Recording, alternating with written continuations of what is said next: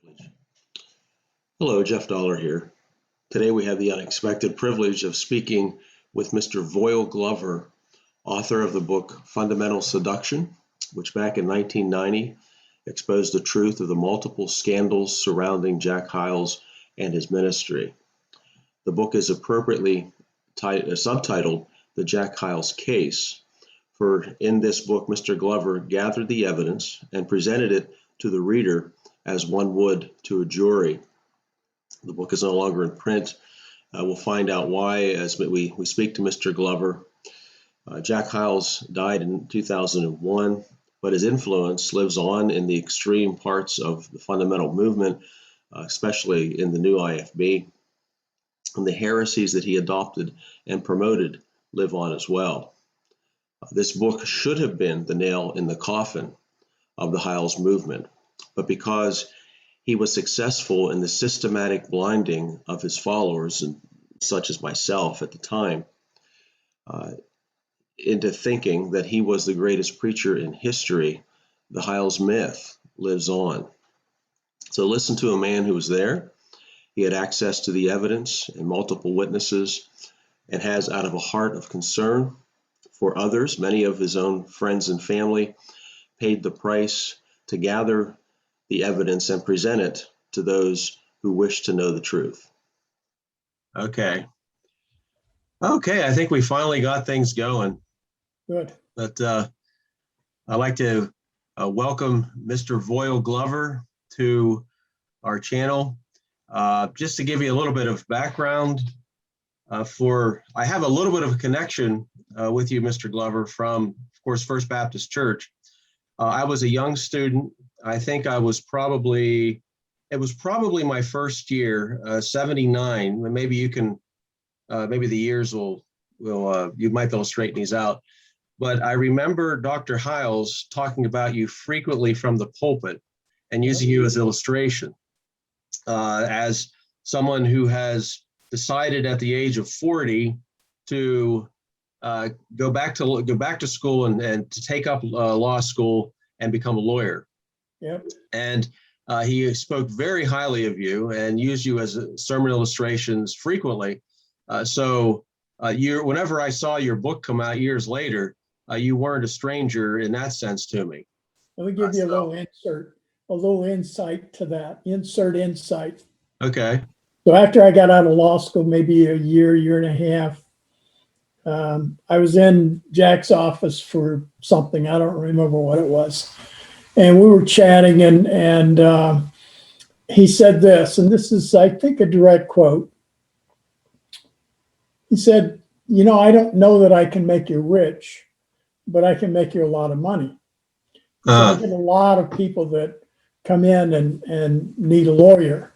He said, leave some of your cards with my secretary. Well, at the time, I'm thinking, wow, great. And I knew, that any mention from the pulpit translated into dollars. And, but I realized much later that really I was being bought.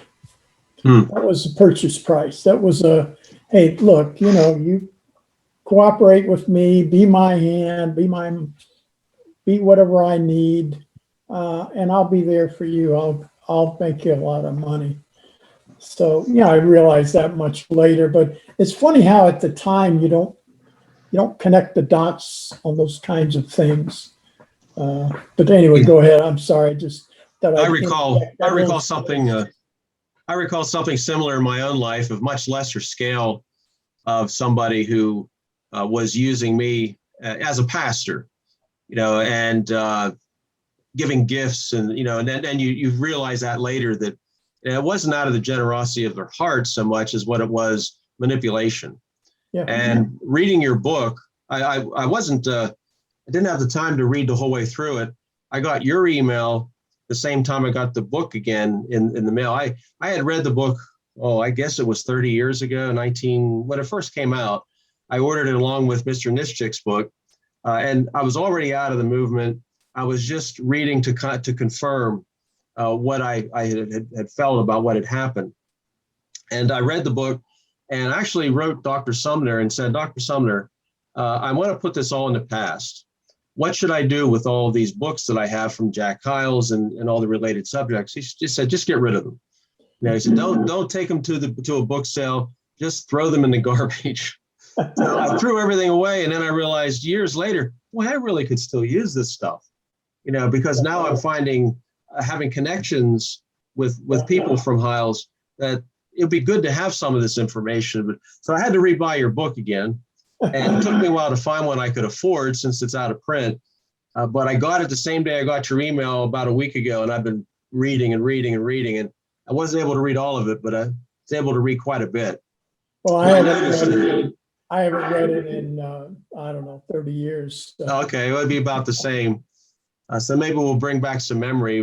But I wanted to just point out the purpose of this, for me to bring this up and to have you on the channel, is not to try to dig up old wounds or to try to rehash the scandals of Hyles and things like that. But the influence of Dr. Hyles continues, you know, even to this day. I had forgotten all about it. I've been a pastor and an elder in churches for the past, since I left the movement in various churches, since about 1990. I was ordained in 87. And I left that all behind me. And then I found that I was dealing with people that I had known that were struggling, leaving the movement and struggling with the scandals. And I decided years later to get back in. I thought that when Pastor Hyles died, I thought it was all done. I thought, you know, this is after what had happened, this is going to fade away. But then I look on the computer, there he is, there's his sermons, and here's people that are continuing to follow him. And there's a whole new movement called the New IFB, which has its roots from Dr. Hyles. And they take his materials, they take his doctrine, and they continue his legacy. And it's the same results. I mean, we're seeing the scandals, we're seeing all this. And I thought that it's probably good to go back and see what this movement is rooted in. You know, and part of that, for me, part of exposing the roots of the movement is what you had done with your book. And the book, let's see here, I just wanted to point it out, is Fundamental Seduction, which you wrote, I believe, was that 1990 that it came out? 1990. Okay. And so I bought a copy when it first came out, and it confirmed. I just for the record, I did an update to the book in, gosh, I don't even remember now, maybe 8 or 9 years ago. Okay. Eventually, when I get motivated enough, I took it off the market for a couple of reasons. One of them having to do with this. In the book, if you've read the book enough, you know, there is one part where I deal with a couple of issues, and I really need to cloud that a little more for the sake of those participants. Let's face it, everybody sins. Everybody has those moments in life where they wish they could take back. And so I want to minimize those people's exposure. Even though I did veil them, I want to do even more. Make it more difficult to know who that was. So I took the book off the market. And frankly, I just have not got around to making those adjustments. And so I guess I should, since the book is now, somebody said, selling for anywhere from $300 to $1,000. Holy cow. So I got to drive that price down. Yeah, that's what will happen if you republish. Yeah. I actually found mine for around $40. Oh. Which is pretty, I mean, it's a good price, but it's average price that I would pay for a commentary. So I wasn't out a whole lot with that. But another thing that the scandals that actually occurred back in the day, the ramifications are still going on today. I don't know if you've been keeping up with Joy Evans, writer. Yeah, that has continued on. There's lawsuits going on of things that had occurred back when she was a teenager. So I don't know how that went, but actually went to school at the same time as her. So I do remember her from college. I think there was another lawsuit. I haven't seen it filed by Nanette Miles a couple months ago. She was another one of Dave's, for want of a better word, the victims, conquests, whatever. And I know her story a lot better than maybe some would. I've talked to her at some length. We've communicated. And so I know she filed something here a month or two ago. I think that it's not the fact of scandals that occur in churches that's the real issue, because it wasn't the issue with me. What really got my attention was the response to the scandals. Now, whenever Dr. Hyles went out on the warpath against people like George Godfrey and yourself and Vic Nischik and several other people that for years, I mean, I had been involved with the Hyles movement since I was a teenager from youth conference. I think the first one I went to was 77 or 78. It had to be 77 because I know I went to several before I went to college. And I was constantly hearing these people praised. And then I went to the college, and Dr. Godfrey was one of my teachers. I was in the Fisherman's Club for a while, and I saw the man, and I recognized he actually did care for people, you know, and I had dropped out of Fisherman's Club. I was going from group to group because I wasn't comfortable with the methodology that they were using to win souls. And so I tried the Fisherman's Club for a while, and I dropped out of that. He called me to his office, and he asked me, "Why didn't you come to me?" And I said, "Well, Dr. Godfrey, I just felt that you really, you know, I'm just a kid in the college, and it wouldn't matter." And he said, "No, you should have come because I could have tried to help you." And I really felt like he had a heart to try to help the students. Yeah. And then to see him lambasted the way that he was and made into a devil, that really, as a student of his, I began to really question the whole movement. Little vignette for you. When when Jack got into full mode, I had come to understand him pretty good by then. I mean, I would listen to his messages and read between the lines, and I understood the psychology of what he was doing. I could read him like a book. Once the veil was lifted, it was pretty plain to see. And so I was listening to his messages. This is after the book came out. This is during the attack times. And I began to realize something that was pretty ominous. So I wrote him a letter, as I recall, 3-4 page letter. And the essence of the letter was, look, I know what you're doing. I also know that if something happens to me, that I've already made plans that you will be sued in a wrongful death action, or if I survive, whatever else, you know, whatever kind of action I can bring. I said, because you are manipulating there are people out in that crowd, and you know it, and I know it, who, if they were to kill me, would think they were doing God and you a favor. You are manipulating these people, and I see it, and I know it. And I know how you're doing it. Very subtle, very sophisticated. I said, but I just want to let you know. I want to let you know that if you continue it, that I will take whatever actions I need to take. Anyway, boys, like magic, all of a sudden it stopped. I mean, boom, overnight. Yeah, let's see. With the passing of time and the ability to look back or look at the facts away from the influence of Jack Hyles, and his moral failure in dealing with Dave and Vic Nischik and that situation there, and multiple other scandals, does it surprise you that people still justify his behavior and refuse to believe the facts? In other No, words, I'm not surprised at all, for a number of reasons, but mainly because of this.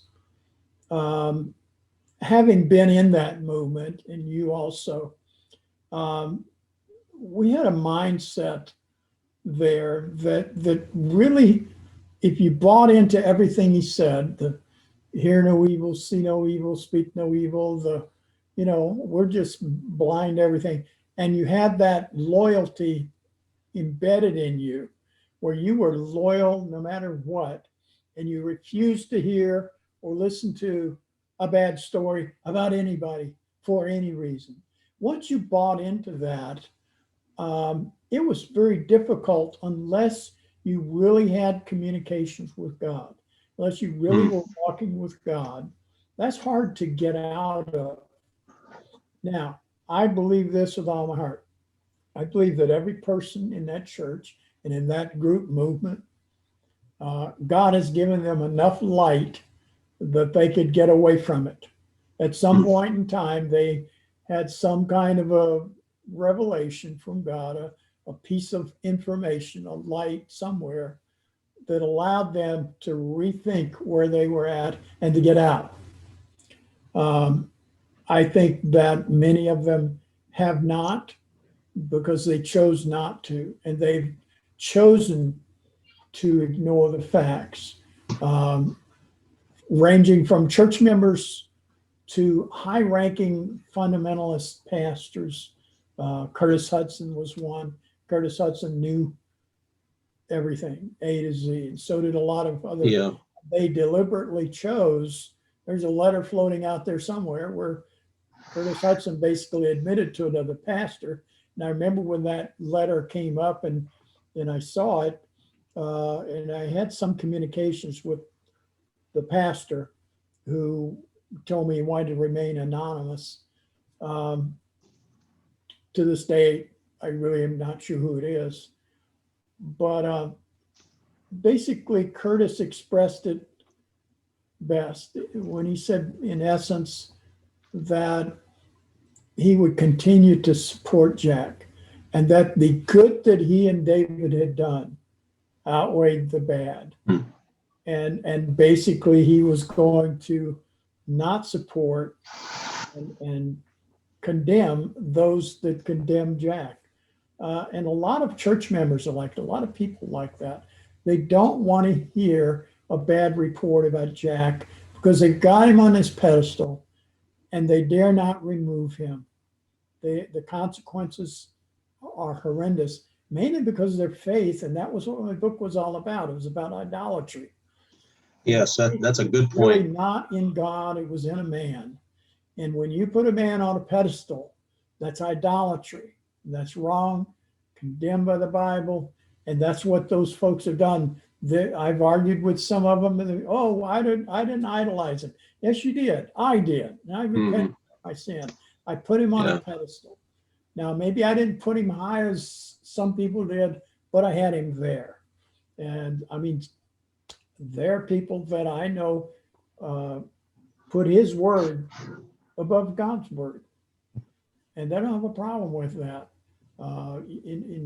You could be a church member, you being a member, you know this is true. You could go out, you could commit adultery, you could come out, you could say, I'm such a sinner, blah, blah, blah. But if you go around and you start bad mouthing Jack, that sin is worse than your adultery. To those church members, in the eyes of those supporters of Jack. I never really realized the hold that he had on me as an individual until I left the movement. And what had happened, I didn't leave because I was upset. I left. This is somewhat of an interesting story. My wife and I'm trying to get my wife on here one of these days to do an interview because she's quite interesting to talk to. But she's camera shy. But we had our first child at the church, not actually in the church, but in the Hammond area, and he was having issues in the nursery, and we take him to the nursery, he'd get respiratory infections. So we took him to Dr. Streeter, I think was our doctor. And he said, well, you're going to have to keep him out of the nursery because he keeps coming up with these infections. Well, we take him out of the nursery. We go to, they had the TVs back then that I'm getting an issue or an internet issue here. I don't know if it came up on your end. I have really bad internet. I tried it at the church. The church isn't much better. We are in the middle of nowhere. But but because of the health issues of my son, he was an infant. We tried to go to those screens that they put into balconies back in those days, or in separate rooms. They'd have these big TV screens, and so we'd sit there, and people would complain because he was making noises. We didn't know what to do, and I went to Dr. Hyles. I said, Dr. Hyles, what do I do? If I can't go in the auditorium with a baby, that was taboo. You never did that. And I can't go outside the auditorium. And the doctor says not to put him in the nursery. And so my wife and I went and we waited in line, and it was like a 30-second counseling session. Now we walked in, both of us, we didn't sit down. I reached out my hand, we shook his hand. As he was shaking my hand, I told him that information. And he kind of led me back out to the door, and he said, just listen to your doctor. I said, okay. So we went out the door, and I told my wife, we looked at each other, I said, well, that means we're leaving. We were having financial issues on top of that, but we thought, okay, if we can't be in church, then we might as well just go home. So we left, went home, and I went to another college. And that was really the beginning, and it wasn't anything to do with any of the scandals. I did know about Dave. I had heard what had happened there, but just kind of as a side thing.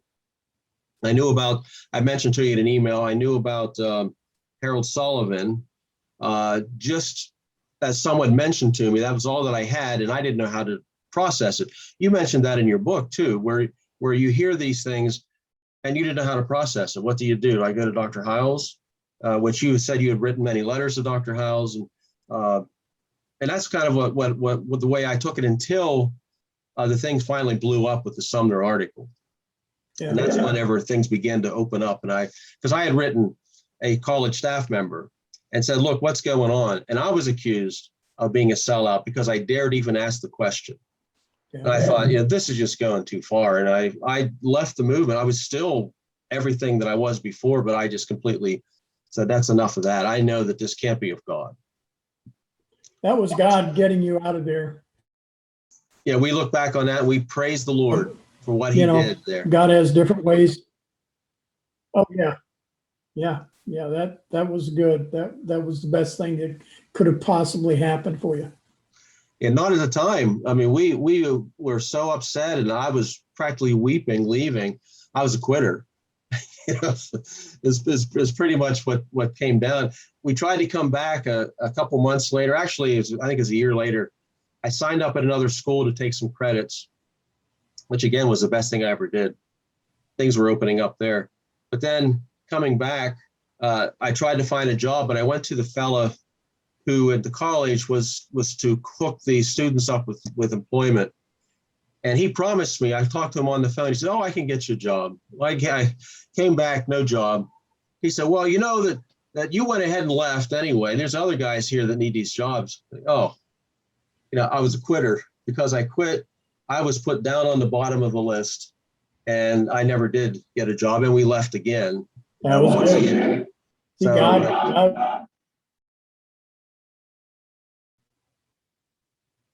that's good. Yeah. So, and one other thing was when I was at the other school, I graduated from the other school. It was a small theological school here in Pennsylvania, Fundamental Methodist. And it's called to a Methodist church. And I knew another pastor, a Hyles pastor in the area. And I went to him and I said, well, what am I going to do? They actually called me, and they know I'm a Baptist, and they called me anyway.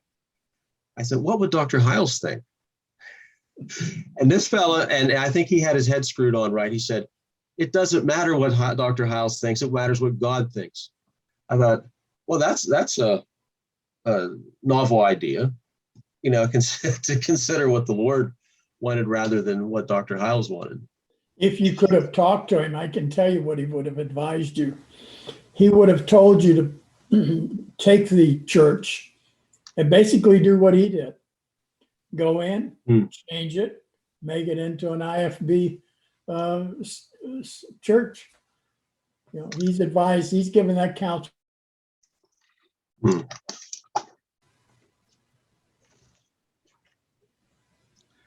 I keep losing you. I'm going to shut my phone off here just in case the phone is interfering with the internet. Yeah.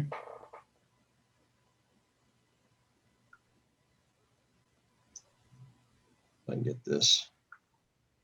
I may have to check with some others because I keep I had this trouble before, even with the church. The church internet was doing the same thing. Come on. Somebody just told me that T-Mobile has now got some pretty good internet service. I'm going to look into it. It's supposed to be extremely fast, 5G, and Okay. it's not everywhere, but it's fast enough that I'm going to look into it. Yeah, I've heard of Skynet. Someone recommended that, but it's rather expensive, and it's not in our area yet. And the T-Mobile that they're talking about for the internet service, it's a pretty good deal, $50 a month, and they give you the modem thing, whatever you call that. It's not a rental, so it's basically $50 a month, and it's unlimited. Okay. The speeds are akin to the speeds you get with the cable networks. Oh, okay. Yeah. Yeah, no, we have something like that with AT&T at the church, and it's a hotspot, but it's always up and down. And the last interview I did, it was a constant, lagging with our talking back and forth. His end was fine, but mine was shoddy. But one thing I wanted to mention, it seems that one of the major players in all of this that actually I think set the ball rolling for the scandals was Dave Hyles. Yeah. And Dave Hyles was a teacher of mine in church education with youth conferences. He had quite an influence on me there. I had met him twice. I wanted him to sign a Bible I was giving to my then fiancée, now my wife. And I met him at the youth center one time with a friend of mine was driving me somewhere, and we stopped and he was there. I wasn't overly impressed with the fellow. And he was fine on the pulpit, but in person, I really thought that he was somewhat of a shady type of a person, just from the interaction that I had with him. When I walked up to him, it's like he looked around like, okay, what's this guy want? It's almost like he was looking around, waiting for something to fall on him. He had the deadest eyes of anyone I've ever met. They were just dead. They were like lifeless. I remember it being shocked. I remember, and this was when I was still a quote fan. I was still in the church, and we went up to him for something. I don't remember what it was.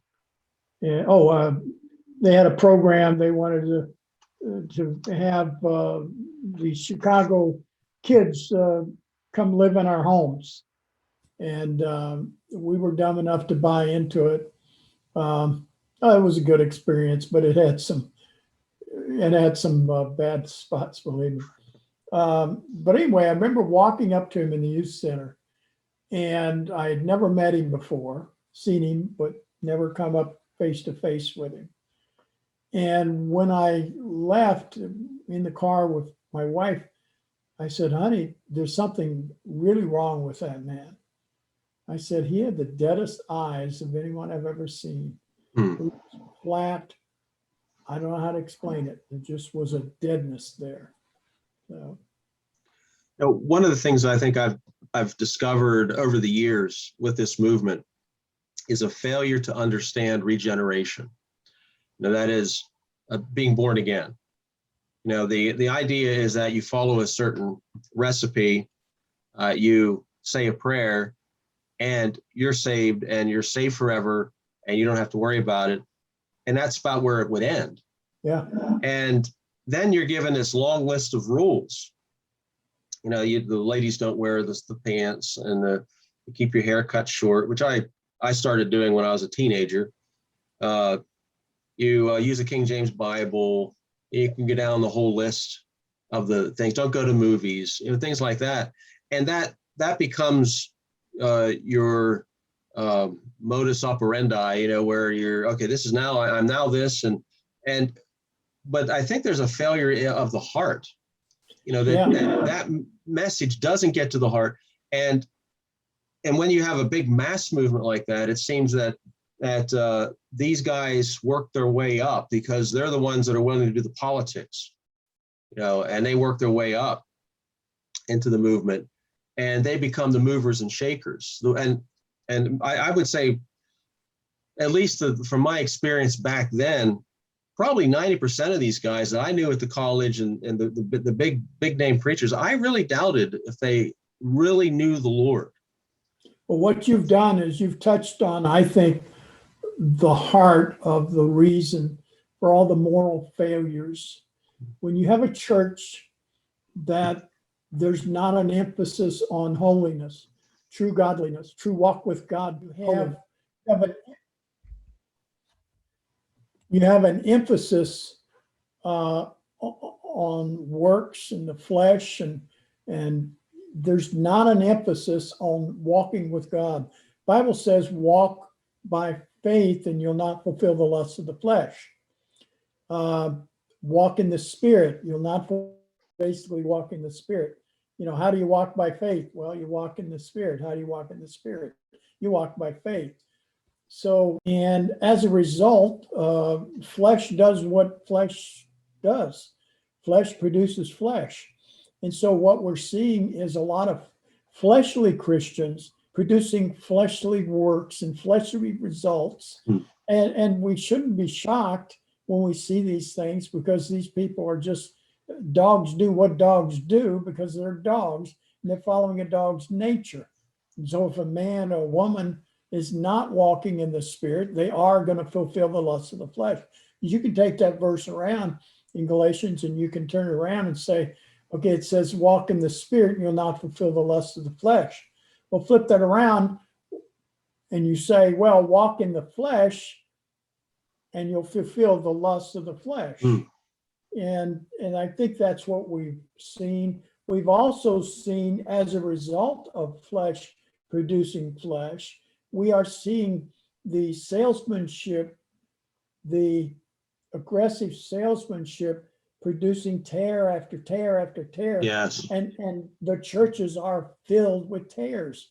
And these tears are ungodly. They're not discipled, and they grow positions of leadership, and they become youth pastors. And all of a sudden we have this wave of molestations and abusive situations. And we're scratching our head and saying, gee, why is that? Duh.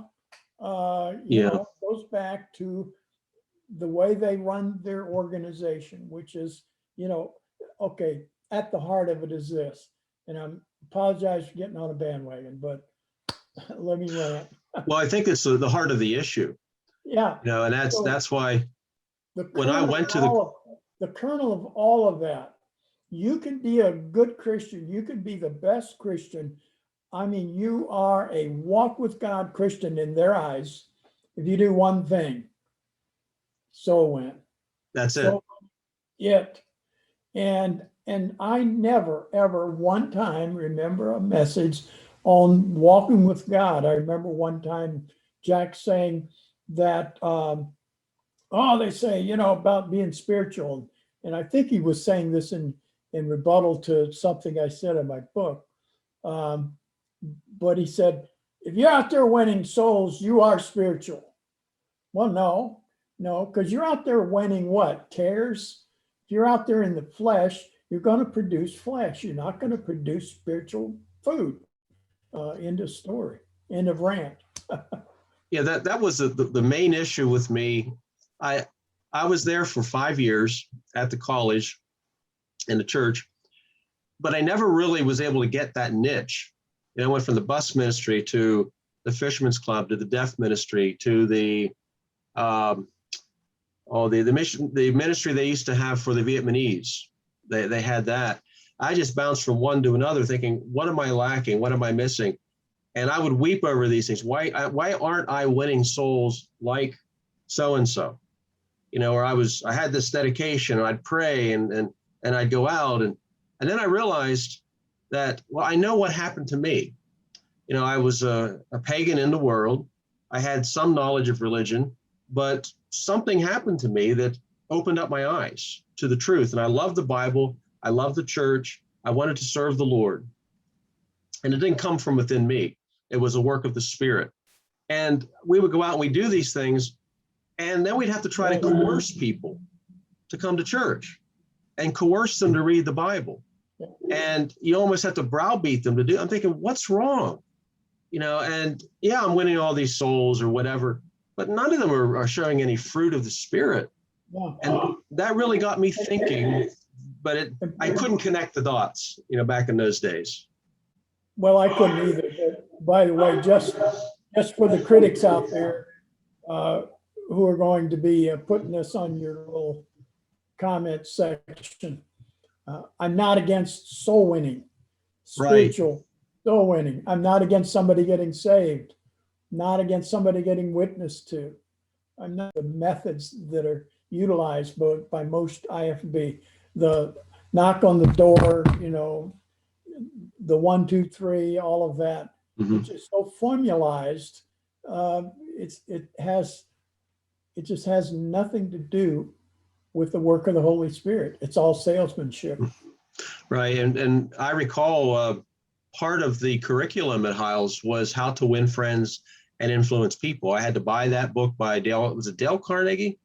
Yeah. That we had to read that, and that would help us in dealing with the lost people. And in the Fisherman's Club, my trainer was really upset with me because I wasn't getting people down the aisle and stuff. And he said, "You know what your problem is, Jeff? You need to use more Banaka." And so I started trying to brush my teeth better, so my breath wasn't so bad. And I still, I think the whole time I was there, I had one guy down the aisle, turned out to be a Muslim fellow from Chicago. And I sat probably for 45 minutes to an hour dealing with this fellow about who the Lord Jesus Christ is. I worked at the Hammond Times. I had to work Sunday evening. The guy came a Sunday evening with somebody else and went forward. I don't think they baptized in the evenings, but that was the only real success that I had. But I wouldn't go along with the system. The bus captains would go out and beg and plead kids to come to church, and then they wouldn't come anyway. But it was just the whole system. I had problems with it from the beginning also, but I went along with it to my regret, because I look back and I think, how many tears have I created? And I really regret that, because I know I created tears. The bad thing about creating a tear is it's almost like a vaccination. You almost immunize them to subsequent work, because they feel like, oh, I said this prayer. I'm a Christian.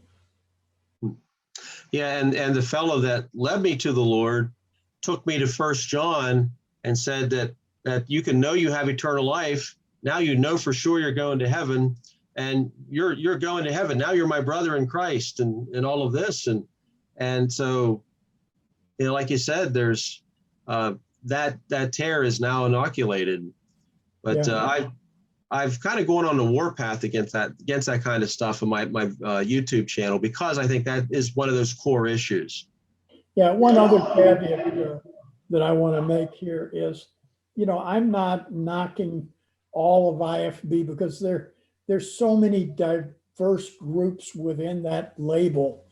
You really can't, there's some really good, decent people, pastors and church people out there that kind of under that umbrella, whose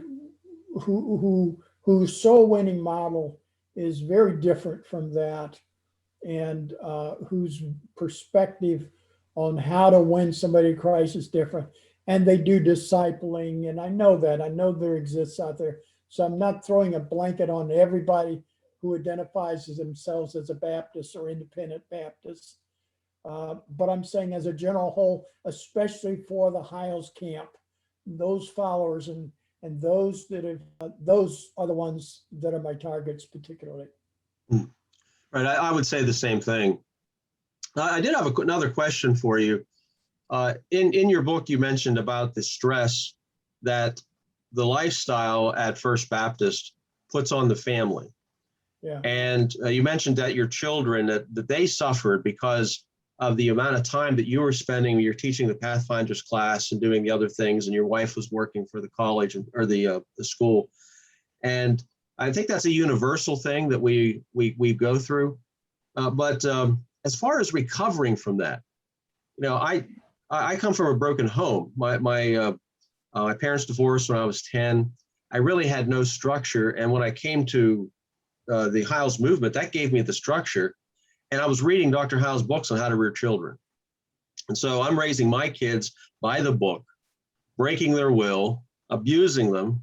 Yeah. That I continually, if I had a strong-willed child, and I've had several of them, that if they wouldn't eat their peas, and I would say, eat your peas, I'd spank them and set him back in his chair, eat your peas. No, spank him. And to this day, my one boy still refuses to eat his peas. He won the battle.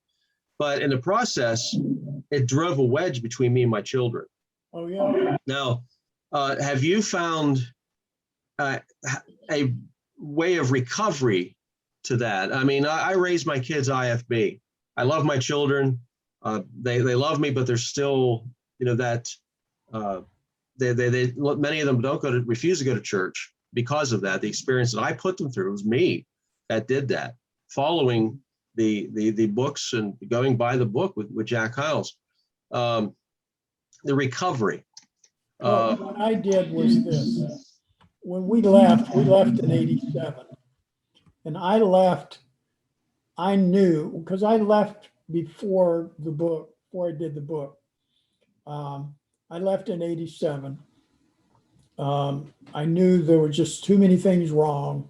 And that's a whole story in itself. I think I mentioned why we left and so forth.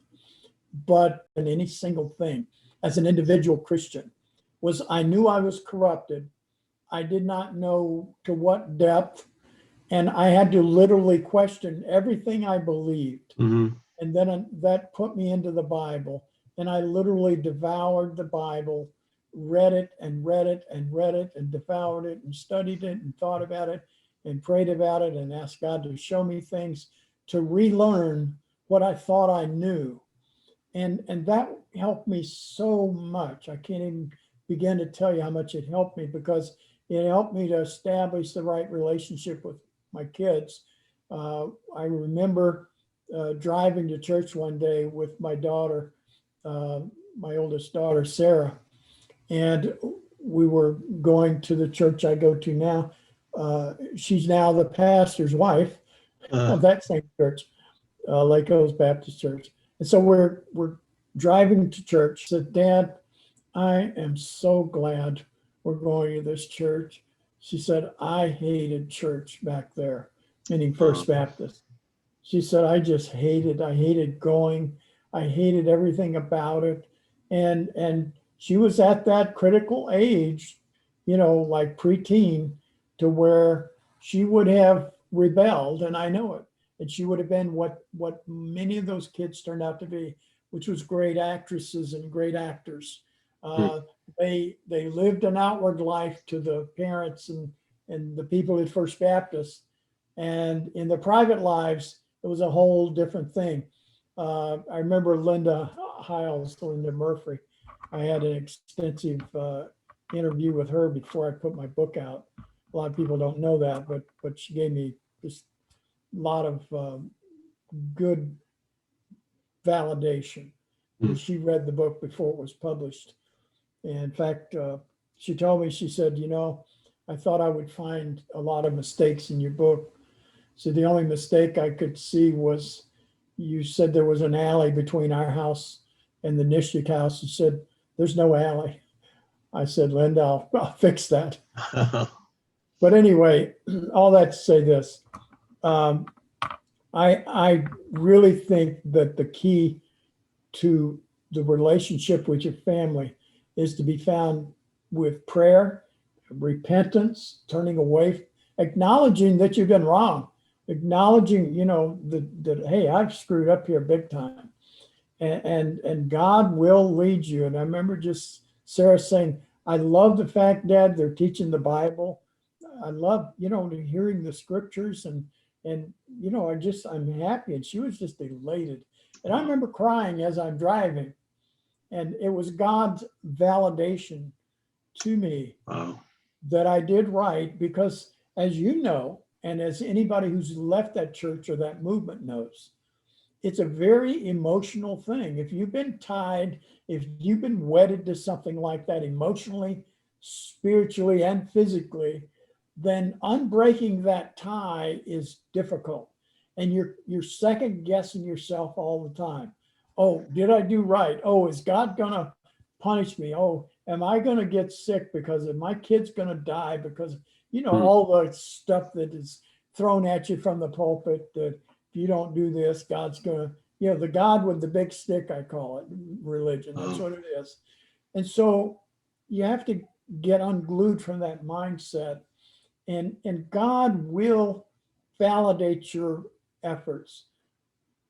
Will show you that you're doing right, but you got to get close to God. You got to walk with God. You got to get in tune with Him in prayer. Stay in the Bible. I mean, that's key to that's everything. Not a lot of psychology. Not a lot of sharing all your bad stories. I'm not saying people shouldn't do that, but I think sometimes that's all they do, and I think sometimes there's too much focus on that. Need to share more with God, need to share more time with God, need to share more of your hurt and stuff with God. And you'll get a lot more correction, a lot more stability emotionally, spiritually, that way than with 20 friends or 20 people who've had life experiences. I'm not saying you shouldn't talk, but you got to be careful. I remember a pastor in Iowa called me after the book came out, and he said, I've got this bunch in my church. He said, they're all First Baptist. And he says, man, he said, I can't get them to stop talking about this stuff. And I said, man, don't do that. Don't, you need to. I remember the many hours I had with a friend at First Baptist when this was all unraveling for me. And it was hard to digest emotionally and just mentally. And we go out and talk for hours. And so people do need to talk, but there comes a time where you gotta lessen that. You got to make more of your attention, your talk to God than with other people. Right. Yeah, End of rant number 2. I think the problem with me was I left the movement, I left the theology, but I couldn't get it out of me. The mindset and the work. I've always have to be working bus routes and all these other. Even after I left the movement, I was still always working and busy, because thinking that is how you serve God. And I remember once I was into college, and I was having one of these times where I really felt like, am I really doing the right thing? And why am I having all these issues? I thought, I am not going on the bus route. And so all the guys left. I stayed in the dorm, and I spent the day reading my Bible and praying. And I actually felt like I was sinning because I didn't go out and do the thing that I was supposed to do. I took the 10 demerits at that time they were giving you for not going out. But I felt like I actually had a closer walk with God than if I would have went out and done all those things. Because that's what was lacking in my life at that time. Was that time with the Lord and a time in the Word. In all of those youngins' life, because you don't give them enough time with God. They don't give them enough time to be alone with God. Yes. And that's what I'm finding in the movements which have been spawned from Dr. Hyles. It's the same mindset, same. Now they do different things, like they don't emphasize bus routes.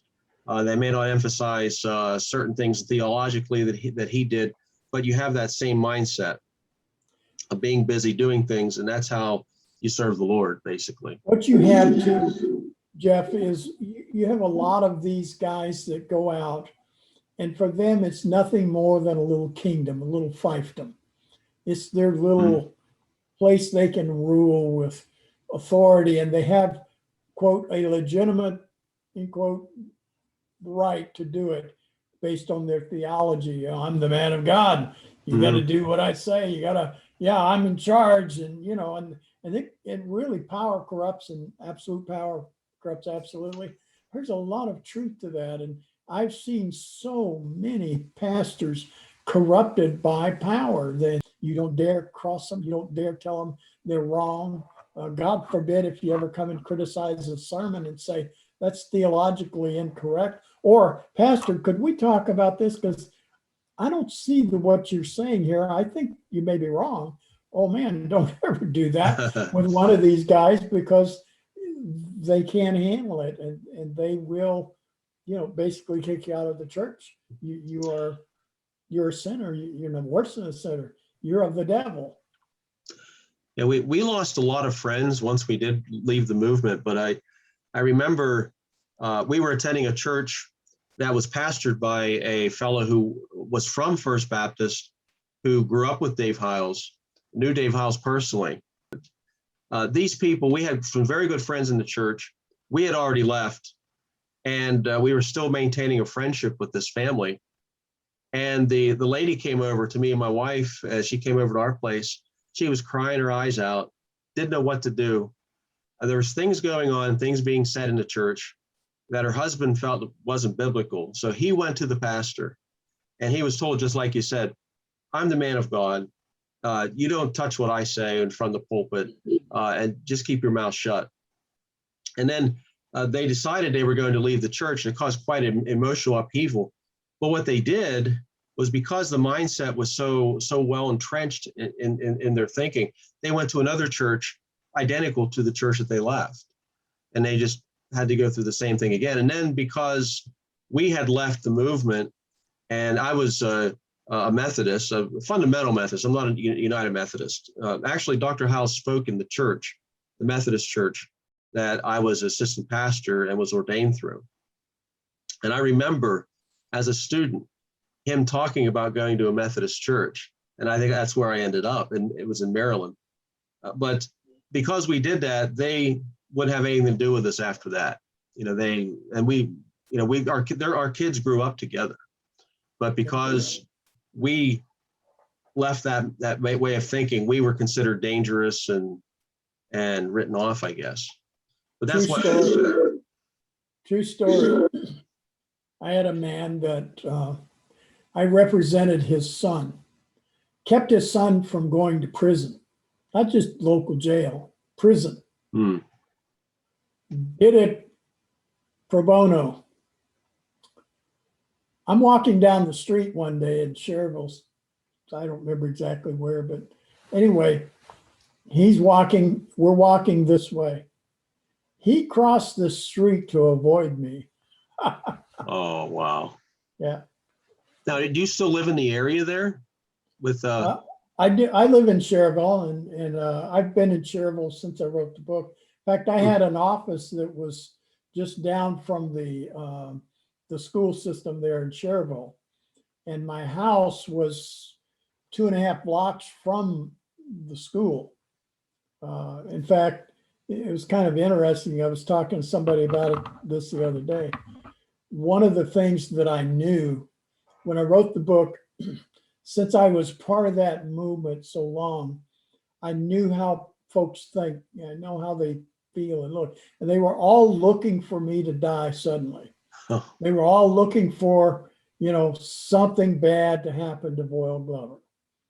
And so I took every now and then, I wouldn't do it every day, but maybe twice a week, my wife and I would walk from Holman Avenue, where we lived, down the road there to the school. We'd turn in and we'd walk down the middle of whatever the name of that road is on the school, that holds the school. And we do it at a time when the school was getting out in the afternoons. And I did it not to be arrogant, not to say, not to do any of that, but to show these people that I'm still alive, that, I raised my hand against the man of God and I'm still alive. Powder burns, nothing, I'm okay. And I wanted to raise questions in their minds because they were all talking about that. I mean, I had letters. I had a letter from a deacon, basically telling me what God was going to do to me. Earth was going to open up and all kinds of garbage. So I did that on purpose and walked down there. And I think it did have an effect on some people because they began to realize that they'd been fed lies and that, wow, maybe if he's not stricken by lightning, maybe what he said was true. So we had one of those letters one time come to us. We lived on Summer, I think it was Summer Street, which is a few blocks down from the church. And there was an apartment there and several students were there. And we got real close to a family and we would babysit their kids and they would babysit our kids. And over the process of time, after we had left for several years, we would keep in touch as we would travel across the country. We'd run into each other on purpose. We got this letter because of what happened with Mr. Sumner and writing the article. And this lady was saying that he's going blind and all this because of what he's done. I guess he had glaucoma, or whatever, and he was getting older and those things happen. But this lady who had babysat our kids, I thought years later, I'm going to look her up and got on the internet, put their name in the search, found them, but she was deceased. She had moved to Texas. I don't know if you've heard about this, but she moved to Texas and formed a little cult of some sort and had convinced one of her sons, one of the ones we babysat, to kill the other one. And then she committed suicide. really, And I kept the article, but I can't find the letter that she had written. But my wife and I, we looked at each other and we thought, Lord, thank you that you delivered us from this mindset. That I guess that is where people could go. yeah. Interesting story. I telling you about the deacon that wrote me this 4 or 5 pages of yellow legal pad paper, handwritten, telling me, what God was going to do and just on and on. And anyway, probably, I don't know, 2-3 years after that. And I knew this guy. I mean, I'd been in his home and I knew him pretty well. And so a few years down the road, I was in court. In fact, I was in the same court I was in this morning. I had 2 hearings this morning back to back, and it was in this courtroom, same courtroom. But I had a in chambers hearing, or no, I just had to go with the judge's secretary and file something and maybe set up an appointment with the judge or something. I don't know there. So here's the secretary's room. And then the judge's office chambers is right next to there. And the door was open. There was 2 lawyers and I knew both of them. They're in there, they're sitting, talking to the judge. And they're all laughing about something. And I'm listening. You can't help but hear it. And one of them said, yeah, he's a card-carrying Baptist. And they go on and they're really bad-mouthing this guy. I mean, his own counsel is. And I'm thinking, who is this? Turns out it's this deacon. His wife had divorced him. And I'm thinking, oh my goodness. Oh no. Anyway, it's just a interesting side life. I'm not trying to suggest that because he wrote me that letter, God smacked him or anything. I don't believe that. I don't believe that for a minute. You build your own nest. You build your own disaster, and he built his It had nothing to do with Voyle Glover. So, Right. just a little aside. Now, I was looking through your book and I'm finding multiple witnesses. Now, you being a lawyer, I know you put the book together in that way to show, as you were presenting a case, that you have Hyles' own children, you have the children of the Nischicks, you have several others that had connections, heavy connections, and the evidence is plain and clear that there was fire there with that smoke. And trying to get that across to folks today that are still worshiping at the feet of Dr. Hyles is, I think, the challenge. You know, Yeah. this is, if this was presented in court, he would be in jail if this was a criminal case. I set out to write the book. I knew that I had to, build the case. He was my chief witness for many of the things, especially for the idolatry. He was the best witness I brought. I quoted him extensively, but I flew to Los Angeles to interview Paula Hyles, formerly Paula Hyles. It was Paula Polanco at the time, David's ex-wife. She was a treasure trove of information because she really had a lot of insider information. She told me so many stories, insider stories that she had either witnessed or David had told her, as spouses will share, that I didn't put in the book. I mean, if I really wanted to do a number on Jack just to write a salacious expose, I had a lot of stuff that I could have thrown in there. I wasn't interested in doing that. But I interviewed her. But one of the stories that, after she told me the story, I knew I had to write. She told me the story of little Brent Stevens. And she gave me Paul Ciolino's number and his card, because Paul had talked to her at some point. So Paul was the detective who, when this baby was killed, Ciolino says murdered. He's convinced he was murdered. But anyway, Paul was the investigating officer for the state of Illinois at the time. He's now a private detective, private investigator. Works for a lot of different law firms and works private. But so anyway, I got back from California. I interviewed the Nischik daughter and Paula. And so I called Paul up and I said, hey, I had identified myself, told him what I was doing. Told him I really would like to tell that story. And he said, yeah, come on up. So I made an appointment and took a friend of mine up with me, a guy who was investigating David at the time, David Froelich. I don't know if you knew Dave or not. He was on. Anyway, went up there. Paul told me the whole story. And then he really shocked me. He said, called his secretary in.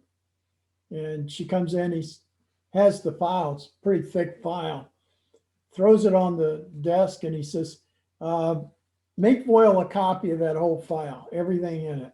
Oh, wow. I mean, it had the autopsy records, it had everything.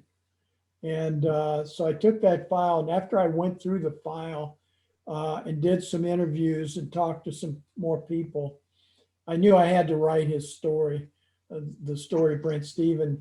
And I had a picture in the file. It had 2 or 3, and it wasn't a high quality, but it was good. And it showed little Brent after, because he had been brought in with multiple bruises before. And that's why Paul had told the judge at one time, they were trying to take and remove the child from the home. And Paul had told the judge, if you leave that kid in that home, he's going to be dead. He's going to end up dead. Mm-hmm. But David had abused him. He had broken legs, broken bones, beat up, and he was just concerned that this kid was going to end up dead. And there just was no excuse and no reason. So, it had to either be David or it had to be Brenda who was doing this to this child. There was no other explanation. They were the two primary caregivers in that home. So, and of course, they both deny, and to this day, I'm sure deny. But one of those had to be doing this to the child. So anyway, I wrote the story about, just made a promise that, I wanted to bring that out, even though it really technically didn't have anything to do with the book, what I was trying to do, but I wanted his story to get out there. And then later I took that whole file and copied it, and I sent it to a gal that I'd met on, I don't know if you were ever familiar with the FFF. Yeah, I used to be involved in that. I think I remember you in there. Yeah, I was in there. So anyway, Jerry Massey was in there. Yes, I remember Jerry. Well, I don't agree all with Jerry's a lot of her theology. I like her, and I like her aggressiveness, and I like what the work she's doing and stuff, and exposing just a whole lot of stuff out there. And so I sent her the whole file, and she really went after it and really adopted that story and really has pushed it even further along. And so, her and I basically have been the two primary promoters of little Brent's tragic story. And, God ultimately will be the one that will have to bring justice for that case. But, so nothing has been done with that case. No, There's no. As Paul Ciolino said, he had said this on a show. I'd had a guy from Detroit. What was his name? Vince Wade. Vince was an anchor for I think it's Channel 2 in Detroit. And so you remember the Ballinger case? Yes, the name rings a bell. Is it child abuse or child molestation? Yeah, molesting, yeah. Case. Okay. He was a First Baptist deacon? Yeah. Okay. And I knew AV, knew him pretty well. So anyway, I'd already written the book, it's been out for a year or more. And so I'm in my office in Cherville, all dressed up, nice suit and tie, and looked like he could have been a pastor. Comes in the office, and has my book, puts it on the desk, and he said, "They tell me you're the guy that I need to talk to." I said, well, I thought, okay, here comes another preacher trying to, beard the lion in his den. I'd had a number of those come in and, want to challenge, and then go out to their ladies and whoever they were with and say, "Hey, I confronted him. I told him this." And, I knew I've had enough of that. I thought that's what this guy was. So it was a little cool to him at first. He said, then he told me, he said he was there to do a series on Ballinger, the deacon molesting. And he said, I need some background. And he said, they gave me your book. And he said, I just need some contacts. So I gave him, everybody I knew to talk to. And he went around and interviewed them and interviewed me and they did a really good, if you've never seen that series, you ought to watch it. It's called, I think I've seen it on the internet. 5 or 7 part series. And it really was good. They did a good job. It was balanced. And one of the things that was hysterical. I mean, I laugh to this day when I see it. So he comes in towards the end of his winding up his thing, and he says, Voyle, he said, "You'll never guess what happened."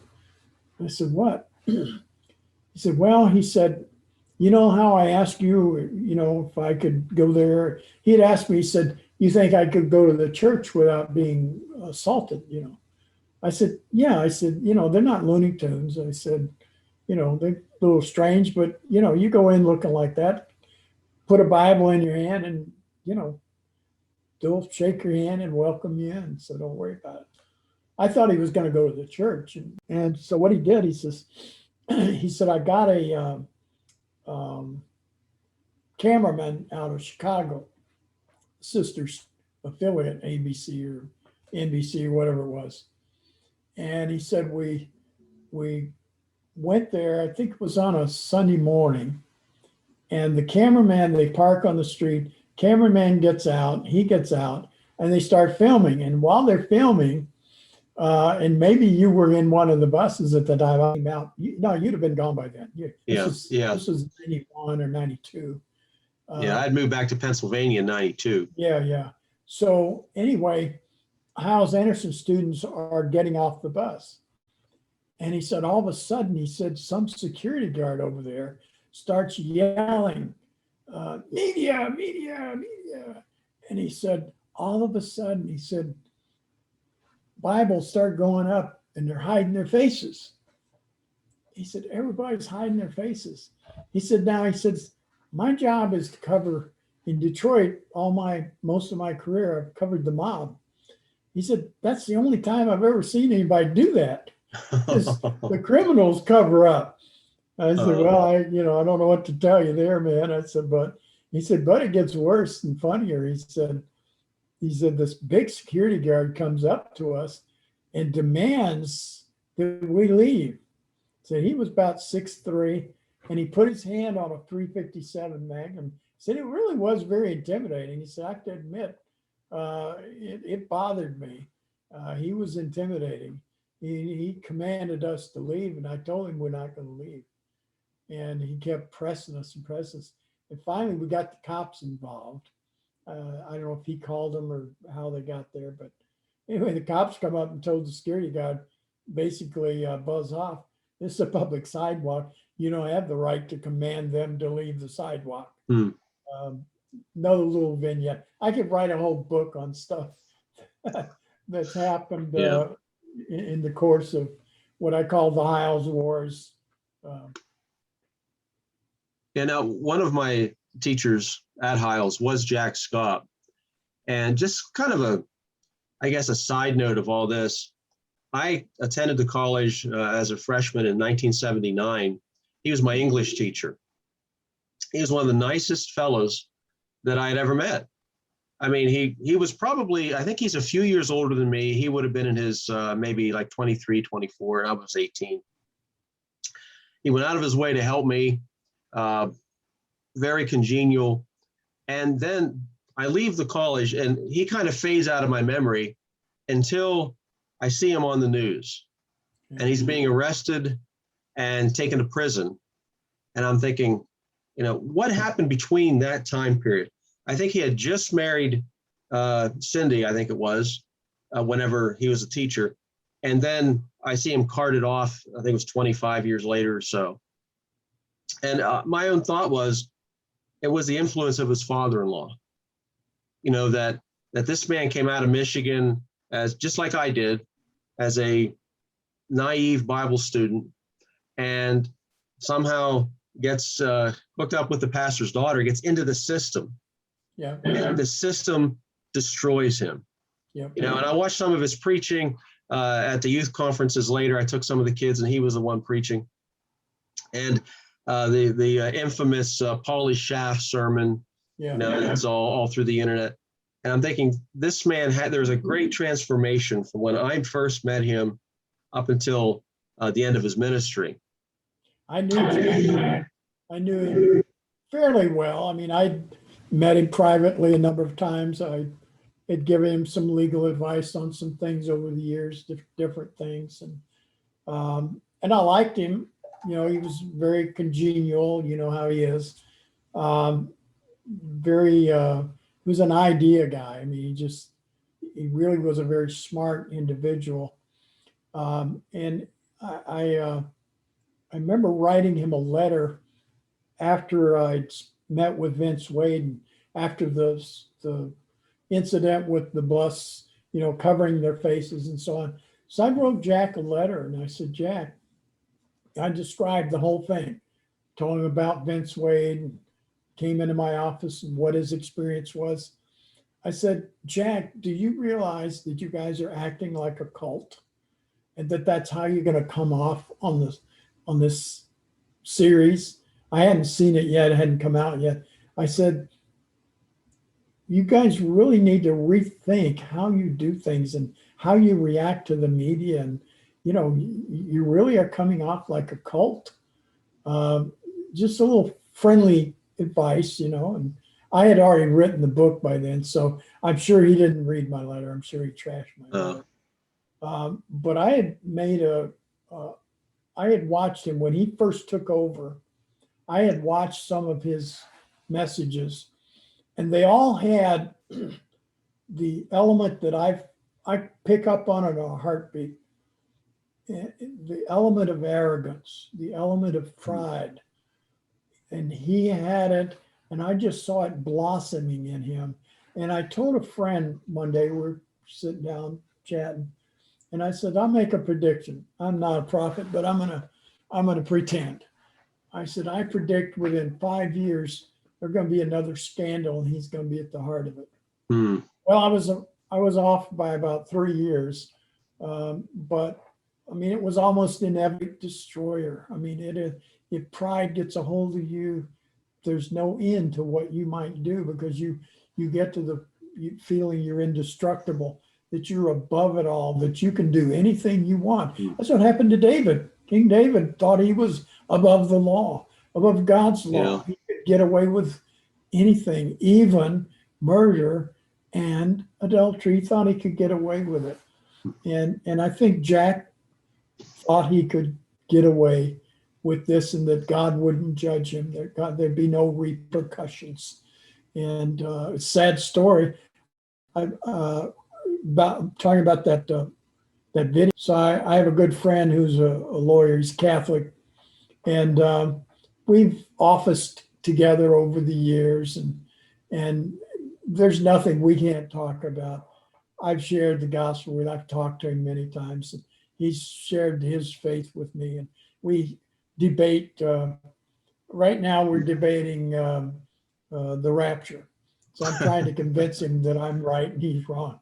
Okay, so that's a relationship we have. Okay, so we're able to discuss these things and not rancorously, And so anyway, we're out the car, presented Jack in a traffic ticket or something at one point. And the whole part, that's another whole story itself. Funny. This lawyer, this Catholic lawyer, actually had taken the civil case against First Baptist, the Ballinger case. So the girl that was molested, the parents came to me. They wanted to hire me to sue First Baptist. And I couldn't do that because I represented the state of Indiana in the prosecutor's office. I've worked with prosecutor's office for many years, still do. And so I referred him to Jim. So Jim had actually taken the case, filed it, and had ultimately achieved a settlement on that case. So anyway, I'm meeting with Jim, and I said, hey, subsequent to that, Scott had come after he had taken over. I think he'd taken over. Maybe he hadn't taken over the church yet, but at some point he got a traffic ticket. So of all people to hire, he comes and hires Jim to represent him. And I know he's thinking, I knew Jack enough. I knew what he was thinking. He's thinking, you know what? Down the road, he'll never be able to sue the church again. Conflict of interest. That was his thinking. Okay. So I read him like a book. I knew what he was thinking. So anyway, I'm out to coffee with Jim. So I pull out my phone and I bring up that video because I had just seen it maybe 3-4 days earlier. I said, hey, tell me what you think about your client. And I hit the play and I gave it to him. It says he's watching us. What? I can't watch this. He gives it back to me like that. He says, is he in front of people? I said, yeah, he's in front of thousands of teenagers. He said, you got to be kidding me. That's insane. I mean, he was just blown away by And which it. video was this? Uh, was that the Polly This Shaft was the video? politics. Okay. Yeah. Questions possibly. Jeff, I'm full of stories. I could Yeah. spend the next 3 hours telling you stories. I have one that you might find of interest. When I went to the college, I was already dating my wife in high school. And when I got to the college, they push and push and push, date Hyles-Anderson girls, date Hyles-Anderson girls. And so I resisted for a while, and then being away, what's that word that they use? You're far away from somebody. I can't think of the term, but so finally I relented. I began dating, and I forgot my story. It's me getting old. But anyway, we ended up breaking up. I went home. We got back together. Came back the second year, did the same thing, and broke up. And then the third year, I came home and I said, "Look," I said, "I've dated these girls. I have no interest in them. I really think that you're the one for me." She wouldn't have me. She said, "You already did this twice." And so, Good for her. but then one of the older ladies in church saw what was happening, and she said, "You mean you're going to let her slip through your fingers?" My wife is a high quality woman. I mean, she's top notch in everything, and beautiful, smart, I mean, all of that. And spiritual, loves the Lord. And the lady said, "You're going to let her slip through your fingers?" I said, "She won't listen to anything I say. She won't have anything to do with me." And I can see why. I mean, I was pretty bad with her. And she said, "Have you tried praying?" I said, "Well," she said, "you pray." So I spent the afternoon Sunday praying, and I came back Sunday night, asked her out, and she would sit with me. And we got together, and I realized that it dawned on me, because I married her, brought her with me, and my wife was asking me all these questions because she was not into the system. She went to foster club. She got involved with Faye, I can't think of the lady's last name, Dobson. And she saw the craziness that's going on. She'd bring it back to me. She said, "Jeff, what's going on here?" And it dawned on me why they pushed marry a Hyles-Anderson girl, because you get two together, you're both in the system, there's no trouble. Right. My wife was one of those that she questioned and she questioned. She had a Christian background. She was a fundamental Methodist, and she understood this doesn't look right, and she'd bring it to me. But I thought that was an interesting, part of the psychology that they push on the students, try to hold them in their grip. And I failed in that area because I married outside the system. Yeah, that was a no-no, and for all the reasons you have expressed, they wanted family, because once they had inculcated those girls and those guys into adopting their ways, their system, they had them for life, and they had a couple they could send out as pastors or missionaries or whatever, and they would feed back into the church, and they would multiply and become little Hyles, little Mr. and Mrs. Hyles is out there doing the work of God. And I remember more than once seeing a preacher on the news getting arrested. I'm thinking, I know that guy. One guy chased some kid with a baseball bat for some reason. And then there was, of course, the SCOP thing and some others, but there's always something going on with these guys. Now, I've been out of the movement for years. I have no contact with anybody that I went to school with, except on Facebook. My former roommate, he was a senior my first year, so I only was with him for 1 year, but he was always independent-minded, and he's still serving the Lord, and I think that he's kind of broken himself free from the Hyles mindset. His dad was also a pastor, but not a Hyles pastor. Yeah. One thing that perhaps, why is it sexual sin? That seemed to be always in the forefront.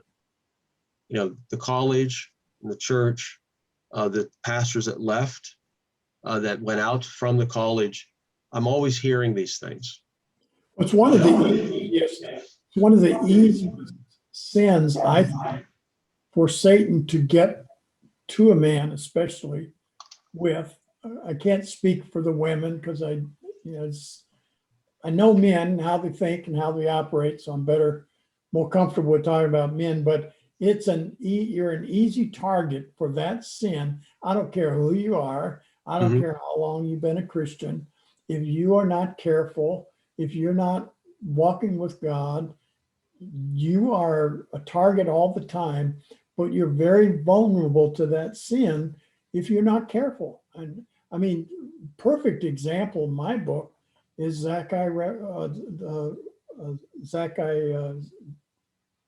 can't pronounce his name all of a sudden. Can't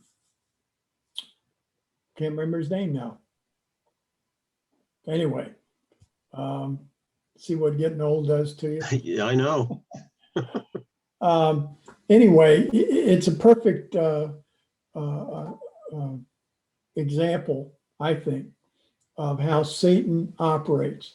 So he gets somebody thinking they can do all the work of God in the flesh, minimizes their time with God, so they're constantly producing anything spiritual, and they then wear them out physically, get them very, very weak and tired, exhausted, and now you have perfect recipe to get somebody to fall into that sin.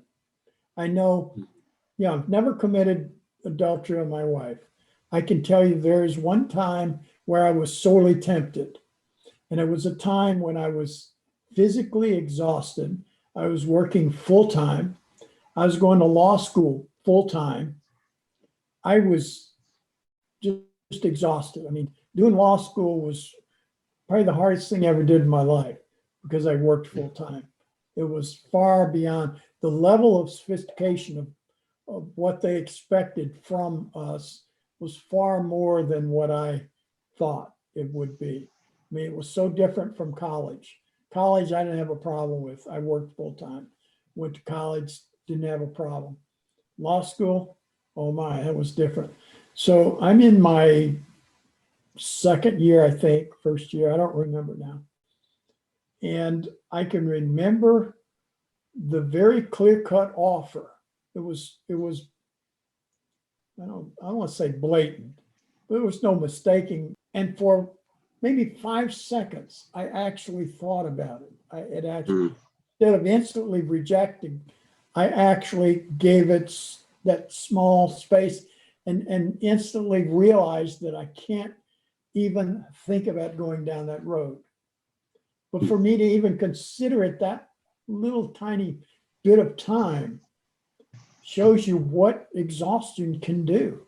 And I think if you get somebody that's exhausted enough and doesn't stay in tune with God enough, and I really wasn't staying that close to God at that time. I didn't have time. I didn't have time to pray. I was too exhausted. I'd go from school, I'd go to work, I'd go to work, to school, I'd go to bed, I'd get up, go to work, go to school. I mean, that was my life. And then on the weekends, it was totally consumed with studying. So, my spiritual life went down. Well, that's the story of Hyles-Anderson students. You're in that pressure cooker just constantly. And yeah, you're hearing messages and everything. That's not the same as getting alone with God. Right. That's not the same as a quiet time with God, of just getting. That's why I think you see a lot of these sexual sins playing out amongst this group of pastors, because they take this work mentality with them in the churches they go to. They're already in the flesh. Now you add to that, for the pastors, pride and arrogance, and I'm the king and I can do anything. You've got that David mindset that I can get away with this. And suddenly you have pastors doing things that they never dreamed they would ever do. Never dreamed they'd ever go down that road, but they do. It's all goes back, not walking with God, not taking care of your spiritual life. I've been involved in two different groups outside of the IFB, and there's been issues with some pastors, but I've never seen the extent of issues that I've seen when I was in the Hyles section of the IFB movement. I mean, I one day I just went down through the ones that I knew, Hyles and Scott and Dave and Joe Combs, and some of the lesser lights that I had heard about, like Sullivan and some of the others.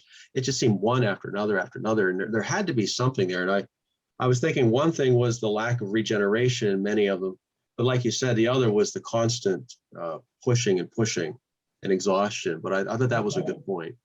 Do you, as far as if we take from the time you wrote the book up until the present day and the movement itself, I've seen the spin-off movements, the new IFB, Stephen Anderson, who was a student there at Hyles-Anderson, who's taken the ideas and theology of Hyles and revamped it into his own movement and trying to take over the IFB and make it new and all of that, and transform that. That, by the way, is falling apart as well. And they've had their share of scandals, both among the pastors and among the children of pastors and things like that. But I was in contact with Dr. Godfrey about a year ago or so. And I was going to see if I could interview him, and he didn't want to be interviewed. But he did say he felt that the leadership of the church was different now, and that they had good men involved. They had apparently made some things right with him financially. They had destroyed his life, destroyed his ministry. Yeah. But they did make things right financially with him. And as far as today, I have, of course, been out of it for so long. Is there any sign of repentance with either the school or the church for the events and the destruction that followed during that time period between Hyles and Scott? I think that's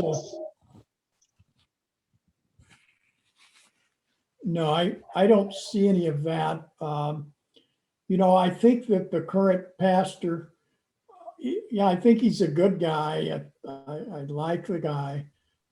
He's definitely a total contrast to Hyles. I don't know him personally, but just what I've seen of him, he's just such a stark contrast. But I think that they really need to address this someday. I don't think they ever will, because it is the Hyles Church, and there are still many members there that adore him, adore his memory. And so you're not going to get a pastor come in there and stand up and say, you know what, we really sinned here, and and really address things and basically say, hey, you know what, we need to do better and do right. They might dispute that and say they have. I don't know. I'm not there, so I don't know what's been said and so on. I just know that at least they're going in a bit different direction. I know the man there, from what I've heard of him. I think he's sincere. I think he wants to do right. I'm not saying he does right. I don't know the man. I don't know him well enough to know that. But I haven't heard anything bad about him or anything like that. So I'm just not in a position to know. Frankly, I haven't really wanted to keep up with everything. To be honest with you, I debated doing this interview. When I got out of the Hyles Wars, my family suffered a lot through it. And I made a promise to my wife that I'd not drag her through this ever again. And so I just backed away. And, there comes a point where I said, I just can't afford to continue this kind of a war. God didn't call me to do this war. I saw no profit in it. No, I don't mean monetarily, but I saw no value in it. And so I just backed away quietly, went into my little shell, so to speak, and, just practice the law and raise my family, try to get them healed up and move on with life. So I haven't kept up with First Baptist, to be honest with you. I'm hoping that they turn the ship and one day they would address these things because I think they do need to be addressed. And I think they need to be addressed publicly. And I'll tell you why the Scott thing actually had to happen. And it traces back to Hyles. You remember, I'm sure you heard this many times. I know I did. From here to here to here to here is mine. Yes. And don't you dare come into the. So we were told, no certain terms, that we could change the color of the carpet, we could change the paint, we could change the lights, on and on. But we dared not try to affect in any way his sermons, his messages. We couldn't question his sermons or his messages. Well, now fast forward, you've got a Scott in the pulpit, and you've got a man that's up there that's saying things that are vulgar, that are suggestive, that are psychologically obscene. And you've got men sitting there, especially in that one video, and they're sitting there and they're hearing this, and I know they knew what he was doing, and they did not rise up as a man and say no and lead him off. And the fathers and sitting out there in the audience didn't get up and take their kids and walk out. Why? Because from here to here, you don't question God's man. So they did not have what it took to question him. And they still have that mindset. And that means that at some point, they may get another pastor in there who does the same thing.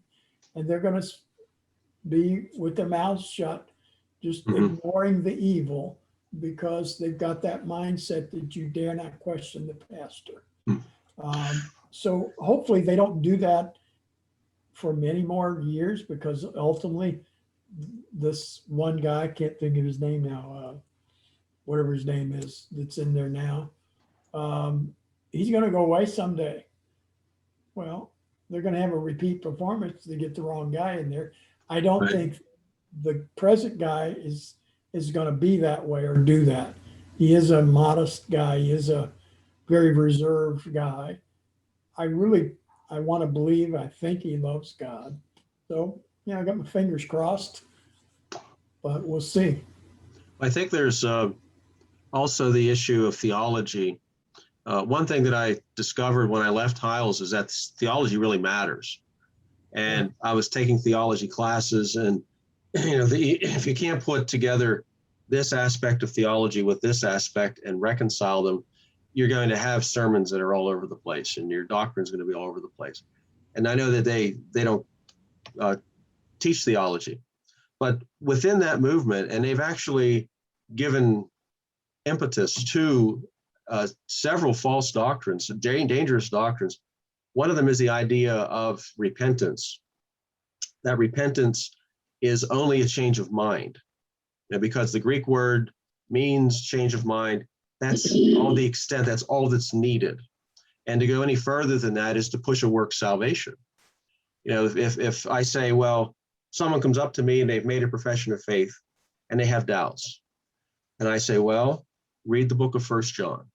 John wrote that book for the purpose that you may know that you have eternal life. And through that book, he shows this is what the born again person is. This is how they're going to behave. And not that behavior produces salvation, but I'm finding in churches around the country, and some of the places I've been, when I come across any church that has the influence of Jack Hyles, there's this teaching of repentance. With him, it was Hyles and Hudson that had ran with this. And I think that it's infected certain segments of the movement. So it's not just the sexual scandals that were being pumped out of this movement, it's the doctrine as well. The idea of what they call Lordship Salvation. If you believe on the Lord Jesus Christ and thou shalt be saved. Well, what it means is believe that Jesus is Lord. So you have that, you have the non-repentance, which I think is something that they pushed in order to justify their soul winning. That, well, of course, so-and-so doesn't go to church. We only have 1 out of every 500 come to church because they can be saved and not go to church, not do this, or not be holy. No. Well, I think too, for them, repentance really was expressed when you said, I do. So if you bowed your head and said 1, 2, 3 after them, that was repentance in their mind. Mm-hmm. I mean, it was the equivalent. You were saying he's Lord and Master, and I repent, and all of that rolled into one. They basically had encapsulated everything into this one little 1, 2, 3 message, that you would recite, and everything was cool after that. And I don't know, one of my greatest questions with all of it is, why is it that in all the years I was there, I never ever recall any mention of discipling? It was as though the new converts were expected to somehow assimilate what they needed to know just by being in church. Well, you and I both know just going to Sunday school isn't going to cut it. Especially if you get a bad teacher. Classes, you need some mentoring, you need some one-on-one stuff. You need to be in a intensive Bible study of some kind that really is going to get you mentored. And there's never been that I know of. Maybe you had a different experience. Like I said earlier, the idea of regeneration. And I was talking to another pastor that, contrary to what you see in some of these movements, where you have to cajole people and you have to bribe people and, do whatever to get them to come to church. A person who is actually born again, you have to try to keep them out of church. You have to, they have this hunger, not, of course, it's not a instantaneous holiness, and have a instantaneous knowledge of all truth, but there's something within the heart that drives them, that is different from what we see in the 1, 2, 3 type of ministries. I work in a primarily Roman Catholic area, and we have several monasteries. We have Roman Catholic churches like Kentucky would have Baptist churches, and it dominates the area. So when I have one person come into the church and they begin listening, and they tell me, I left the Roman Catholic Church because of this and that, you actually see that work of God in the heart that begins to express itself in the life, which I very seldom saw when I was within the IFB movement. Yeah. Let me express that again, the Hyles branch of the IFB movement. Yeah, I never thought in any of my converts ever. But I never discipled any of them either. Right. Now, I think that with the power of God, if these people are actually saved, that God is going, if we failed, God is going to provide some other means for them. I don't think that they'll flounder forever. I think that God in his providence will lead them. Of course, they could be very spiritually weak Christians all their lives too. There's that other. And that's one of the reasons that, I don't know what your experience has been, but I've seen over and over again people who have left First Baptist and the like, the IFB, I call them the IFBX, IFB extreme. Yeah. But over and over again, you see these weak Christians, because they're all, when they finally bust out of there, they're all weak, they're all untrained, they're all screwed up in their spiritually and in other ways. I remember what Linda Hyles told me. She says, I asked her why they left First Baptist. She said, to get away from my dad. She said, I had to get counseling to get unscrambled spiritually. She says, I was so messed up. She said, it took me years of counseling to get my mind straight. So I guess where I'm going with that is, I think that people that leave the church, the weak, immature Christians, I've seen them go from one disaster to another. Mm-hmm. It's like going from cult to cult to cult, like going from one bar room to another.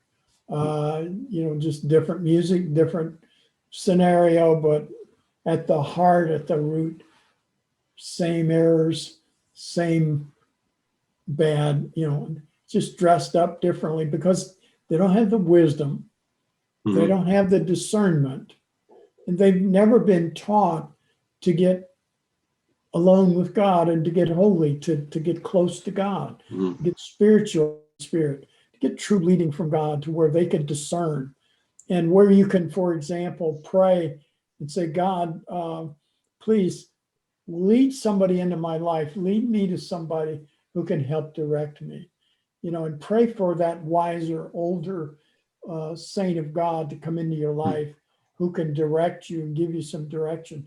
Instead of taking the first person that Satan the first person that comes into your path and it sounds so great and so different from what you've heard.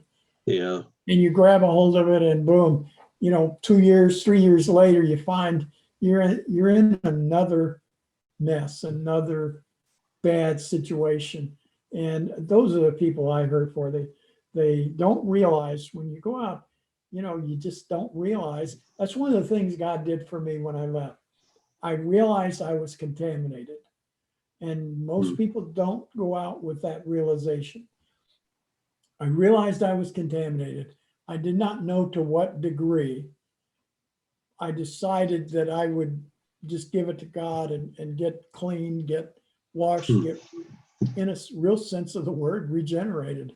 My whole being needed to get refreshed. And God did that for me and assured me on some things, showed me where I was wrong in some things. And I'm still learning. I'm still growing, fortunately. Even though I'm an old man now, I still. Yeah, I just turned 60, and it dawns on you that you don't get 30-year mortgages anymore, and to do things like that. Now we're looking at okay, I'm getting to the point. I know my time is coming a lot sooner. I'm going to tell you what I told the judge this morning. So after the hearing, we're sitting there chatting, and he said, "Yeah, I'm 50." I said, "Man, you're just a kid." What? I said, I'm giving you back what two clients gave to me years ago. I was sitting in my office. I had just turned 60. It was my birthday. Okay. And so they're sitting across, and we're doing estate planning. And I just mentioned, I said, "Hey, today's my birthday. I'm 60." And they both started laughing. And one of them, the guy, said, "You're just a kid." Yeah. I said, "What do you mean I'm a kid?" He said, "We have a son that's 64. And they didn't look like it. I had thought they were maybe 72, 73. Okay. They were 85 years old. Wow. It didn't look like it. Yeah.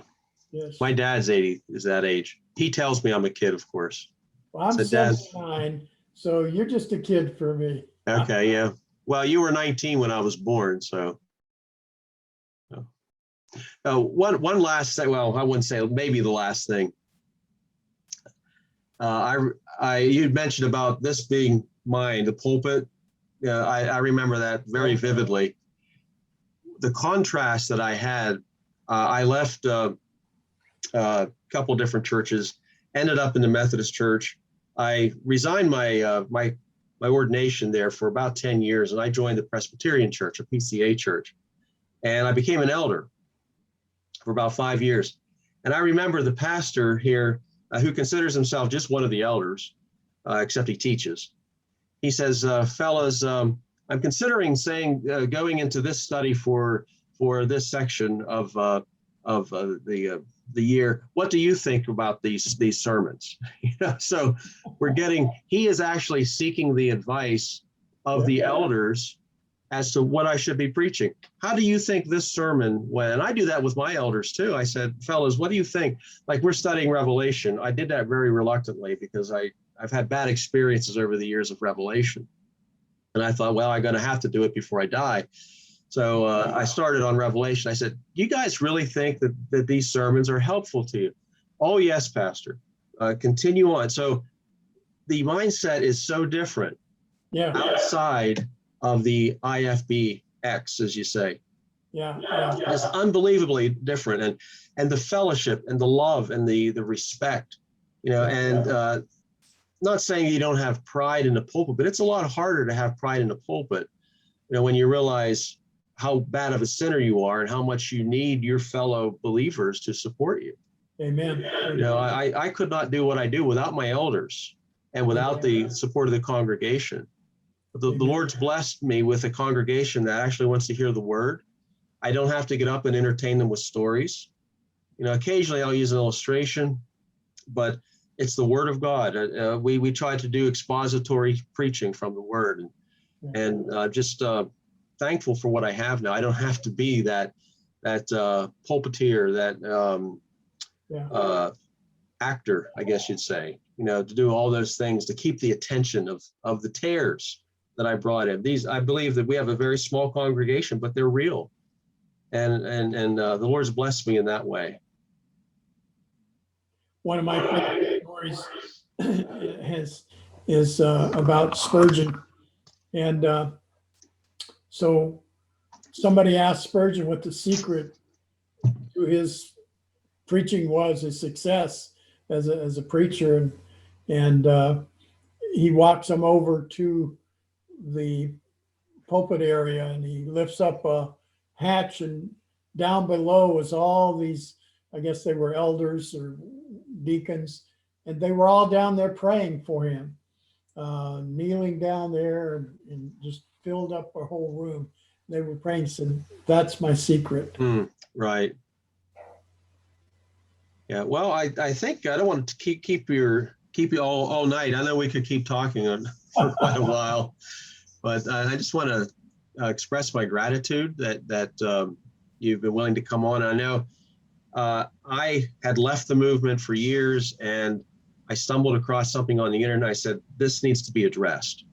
And so I started getting back into it, and I started reading up on what had transpired, and then what's going on now. And I think it was around a couple of years after Dr. Hyles died, and I saw that the influence was still percolating. And I thought, I think I need to address that, not from my pulpit, but from the internet, because that's where I was catching it. You've succeeded in doing something nobody else has done. What is that? You drew me out of my shell. Oh. My natural inclination would have been to say, nah, I don't want to do that. Well, and I would completely understand it, because my wife she's been out of it for a while. She said, Jeff, why do you bring this up again? And I thought, you do have a good point, honey.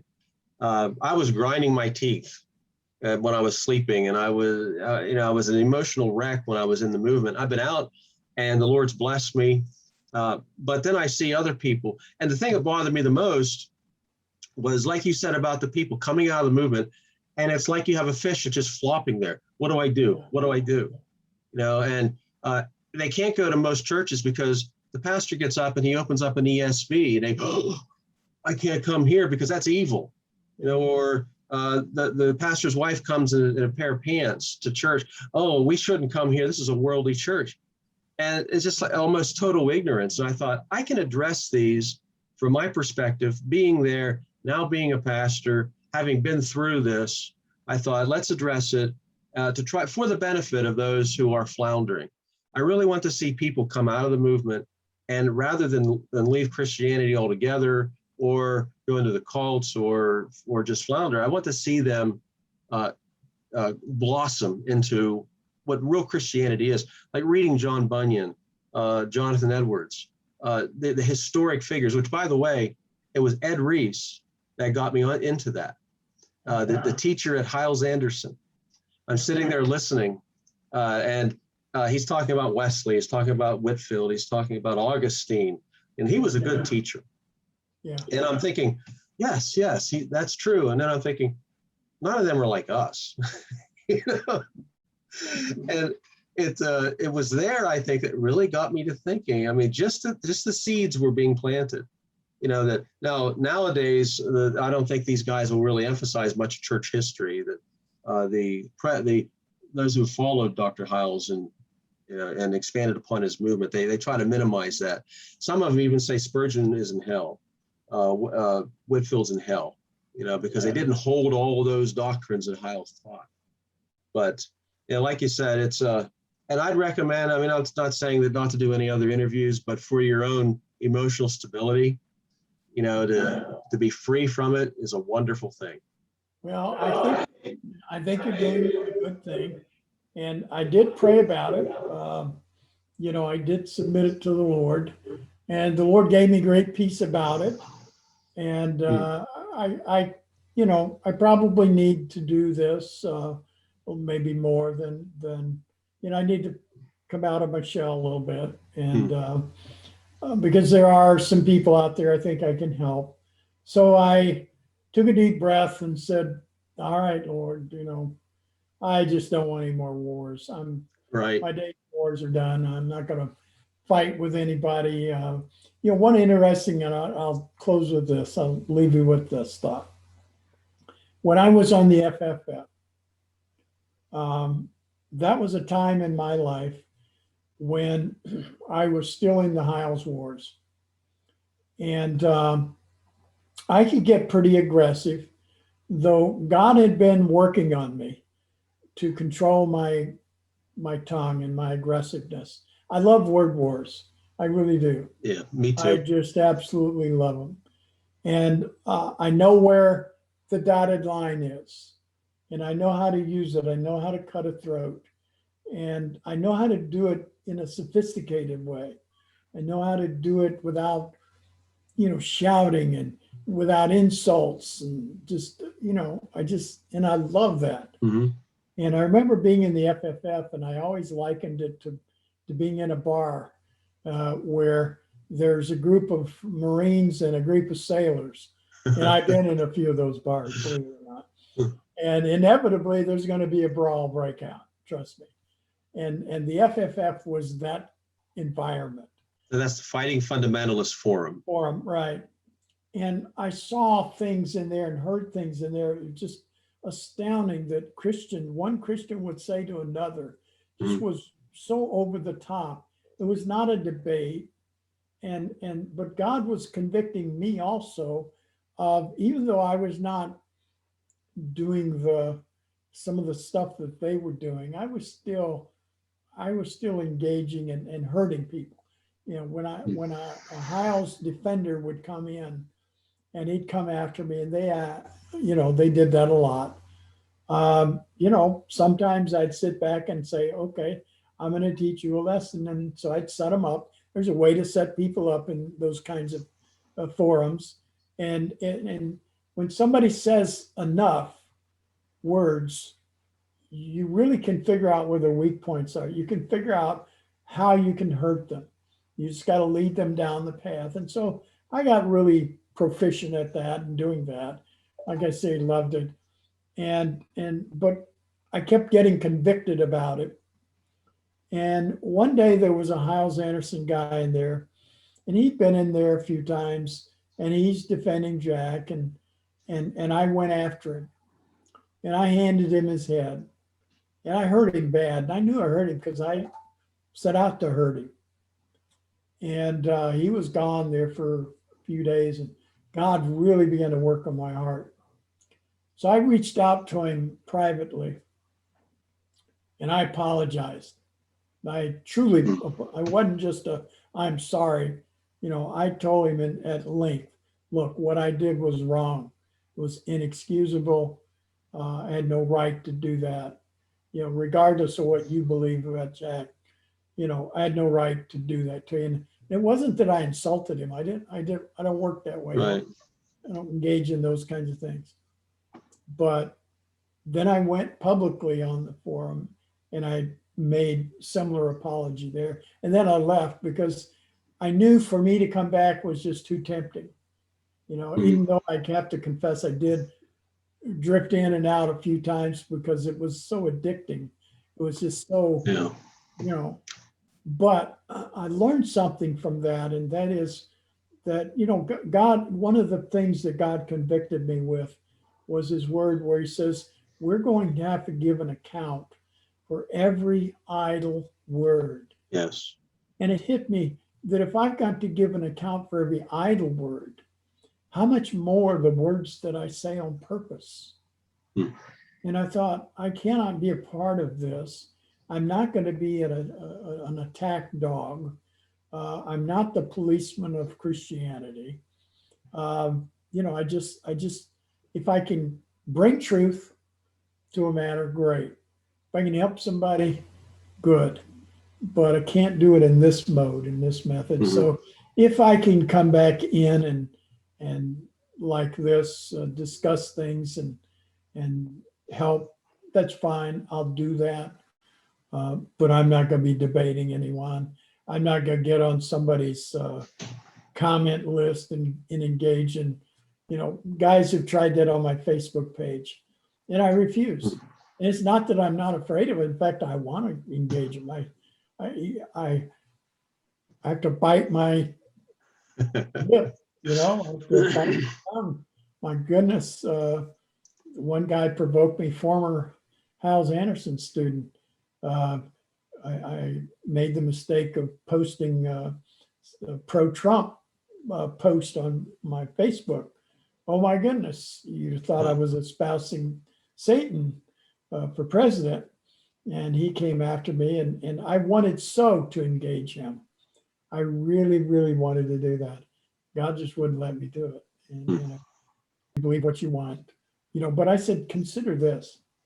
I said, consider the hatred that you have for Trump, for all things Trump.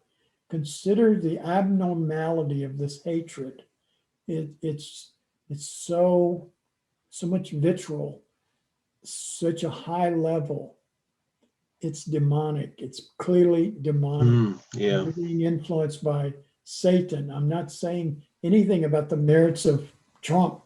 There's things he's done that I agree is despicable. Said things that are stupid. That's not an issue. I tried to explain to him, look, if this is the only thing that was positive about him, I'd support him for one thing and one thing alone, and that is that he's against abortion. So if he just stands for that and the other guy says, no, I want abortion, guess who I'm going to vote for? So he could have been on an independent platform. Republican didn't matter. If he's against abortion, I'm going to vote for him because the other guy is pro-abortion. That didn't matter to him. Wow. So I had to disengage because I found the old juices starting to flow. But we need to be careful with our tongue. We need to be careful what we say to others, especially if they're brethren. We're supposed to speak the truth in love. I withdrew Fundamental Seduction. Not many people know this. So I'll be the first to share it publicly with you. So you get an exclusive here. So I had a preacher from Texas call me, and he calls me in this Texas Southern drawl. Is this Brother Glover? Said, yes, sir. Well, I'm Pastor so-and-so. I pastor down here in Texas. I read your book. Pretty good book. Think it's all true. But you did one thing wrong. Got one thing wrong there, brother. I said, what's that?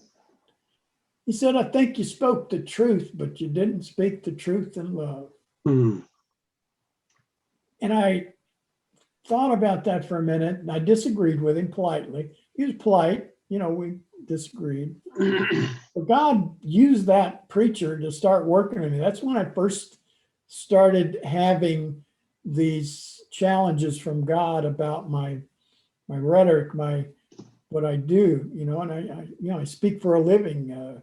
It's part of my profession, and he started working on me with this.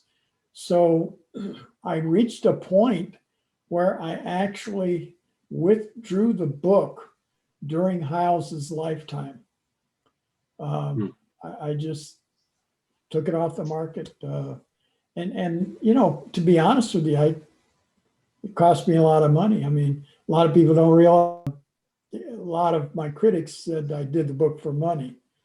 Yeah, that filthy lawyer, you know, trying to make a lot of money on Jack, blah, blah, blah.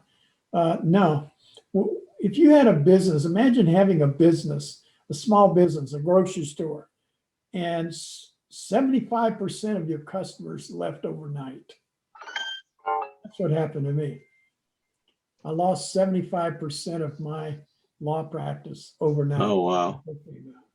And I knew what was at stake. I guess I didn't realize how severe it would be. I nearly went bankrupt writing that book because, first of all, a book like that's not going to bring you $1 million, not going to make you rich. You know, it's like Vince Wade said. He said, "Man, this is inside baseball." I said, "Yeah." I said, "I really wrote it for that church. That was my target audience. You know, well, they're going to get rich on 5,000 people, and I lost 75% of my practice. There's a maxim that says that you can destroy a practice within 1 year, but it takes you 7 years to rebuild it. So all that to say this, we need to be careful what we say. God began working on me and I withdrew the book, even though economically it was not to my benefit. But it's that thing of learning to hear God, learning to be sensitive to God. Because when I got out of First Baptist, I finally learned to get back to God. I mean, I had earlier when I first got saved, I walked with God, I was close to God. And I got away from God when I went into First Baptist. That was away from God. So I got back. So I began hearing him. And one of the things he was saying to me was, well, you got to watch your tongue. And so it was baby steps.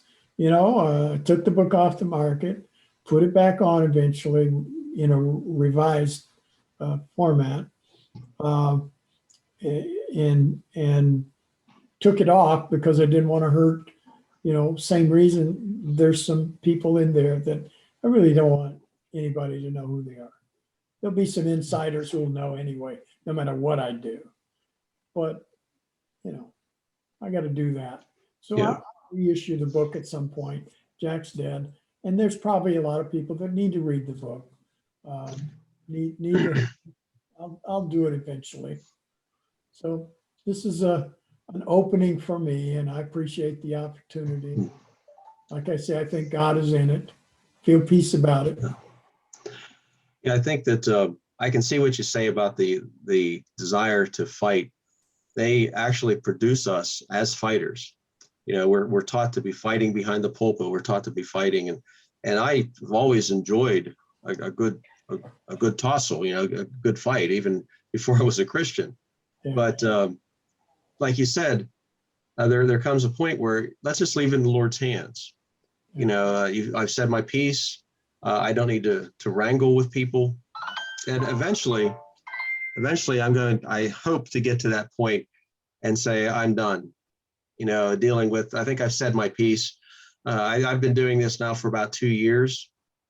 I started with my own testimony before I knew the extent that Hyles still had, the hold that he still had in some point parts of fundamentalism. And I thought I'll continue on as long as I think it's necessary. And I think I may be getting to that point, you know, but the Lord willing, you know, I'll see how that goes. But I've had a lot of contacts with people all around the world, really. This little tiny channel that I have, I'll get a contact from Germany or from somewhere out west, or people I don't know. Say, look, Pastor Dollar, I've been through this. What do I do? You know, what church do I go to? You know, and I try to help guide these folks a little bit, but they're still, like you said, I butt heads with people. You know, that they're not going to like what I say, and they're going to oppose me. Yeah. But I have to hold my tongue, because, like you said, if you use your abilities, you can strangle them with their own words, and you can make an example of them. But what do you accomplish? We need to We need to speak the truth in love. Yes. And I'm hoping that the Lord has helped me along that way. And I did want to say before we leave that though you may have had that spirit when you were writing the book has accomplished, I think, a lot of good over the years. Myself, I think I had to know the truth. I wasn't one of those guys up there in the higher echelon to see all of that was going on. I could, from below, as the lowly student, I saw this, I saw that, I questioned it, and then when push came to shove and the Lord led me out, and then the scandals actually broke, what do I do? Well, here, I was given, I saw the book and purchased the book. There's everything that happened, and I'm sure it wasn't a pleasant thing. I mean, I have a hard time reading a lot of that, and I was reading it today, and I'm thinking, you know what? I don't need to read this. I remember when I had talked to Linda Hyles.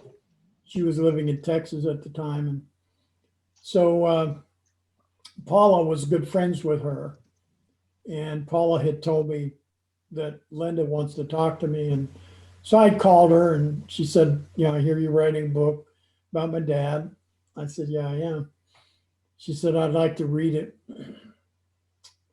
I said, well, Linda, it's not a nice book.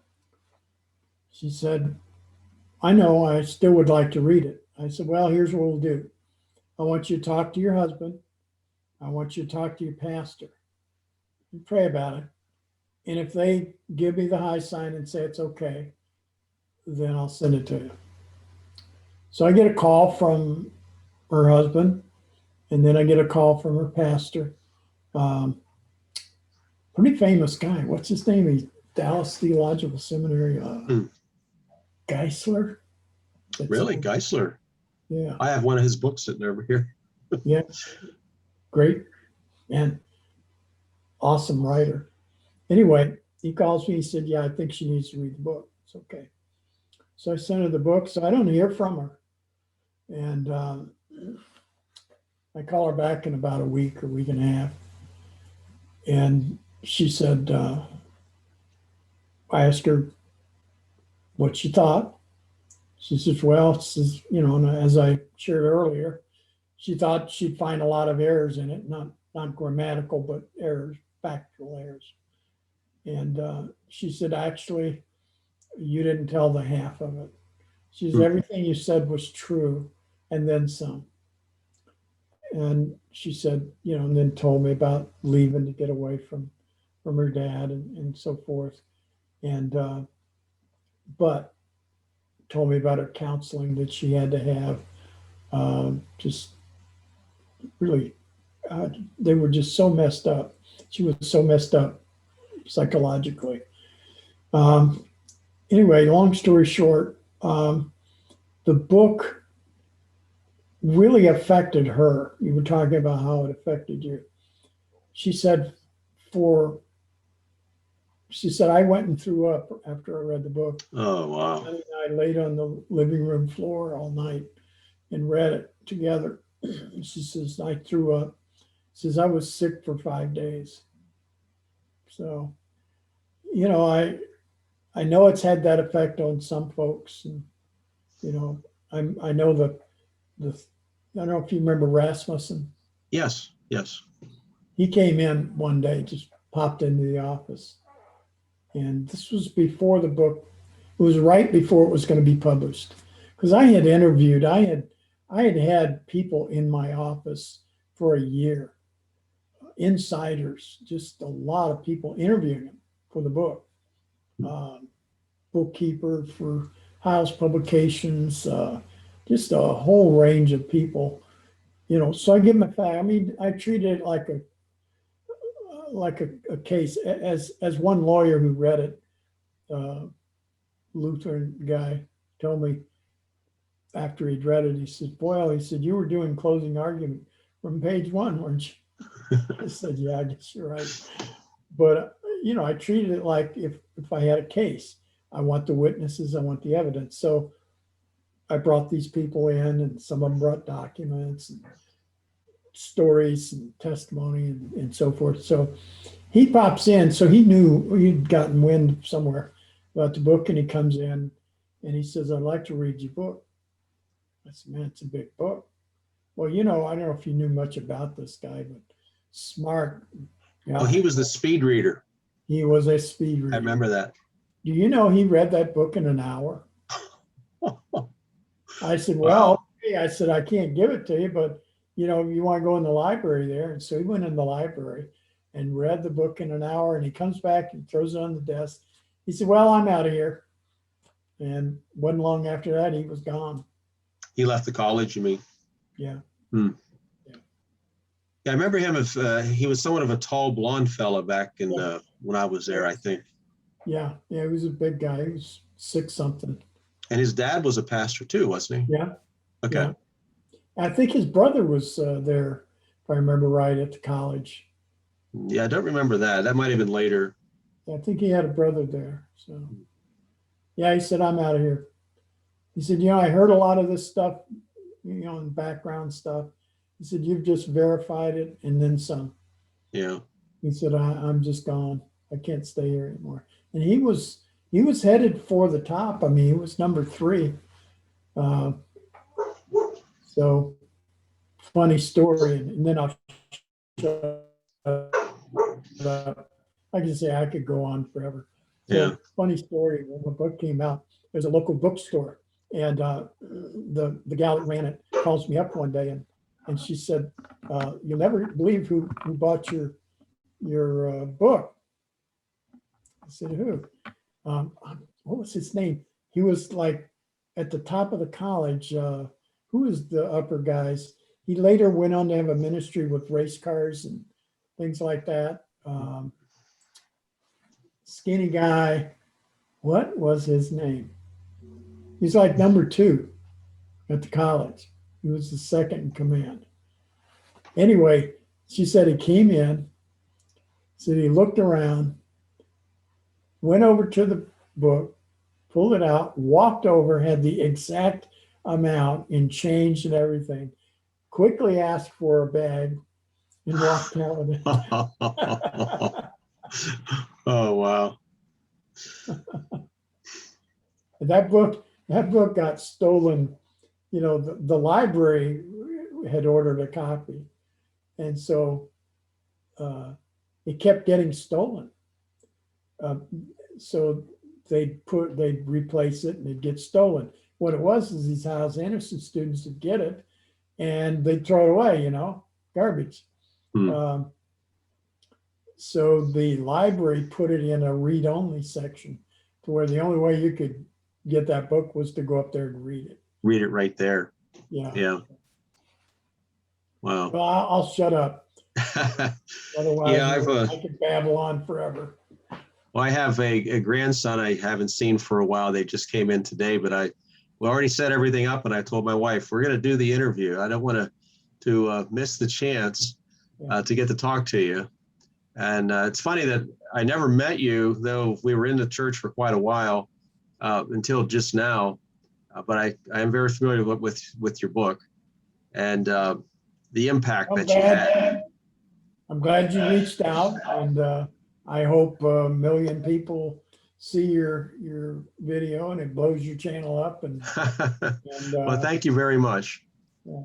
And I really just want to appreciate your time. I'm glad you're not charging me as a lawyer, because I've heard a lot about that. Yeah, but maybe, well, I don't know. Can you do any work in Pennsylvania? I could have you draw up my will, because I might need that after a while. Sorry, I can't do that. Unless you're going to be a beneficiary, then we'll talk about it. Okay. But thanks again, and I'm quite humbled that you did come on, and that we had the time together. May the Lord continue to bless you. And you, brother. Thank you. Bye. Take care.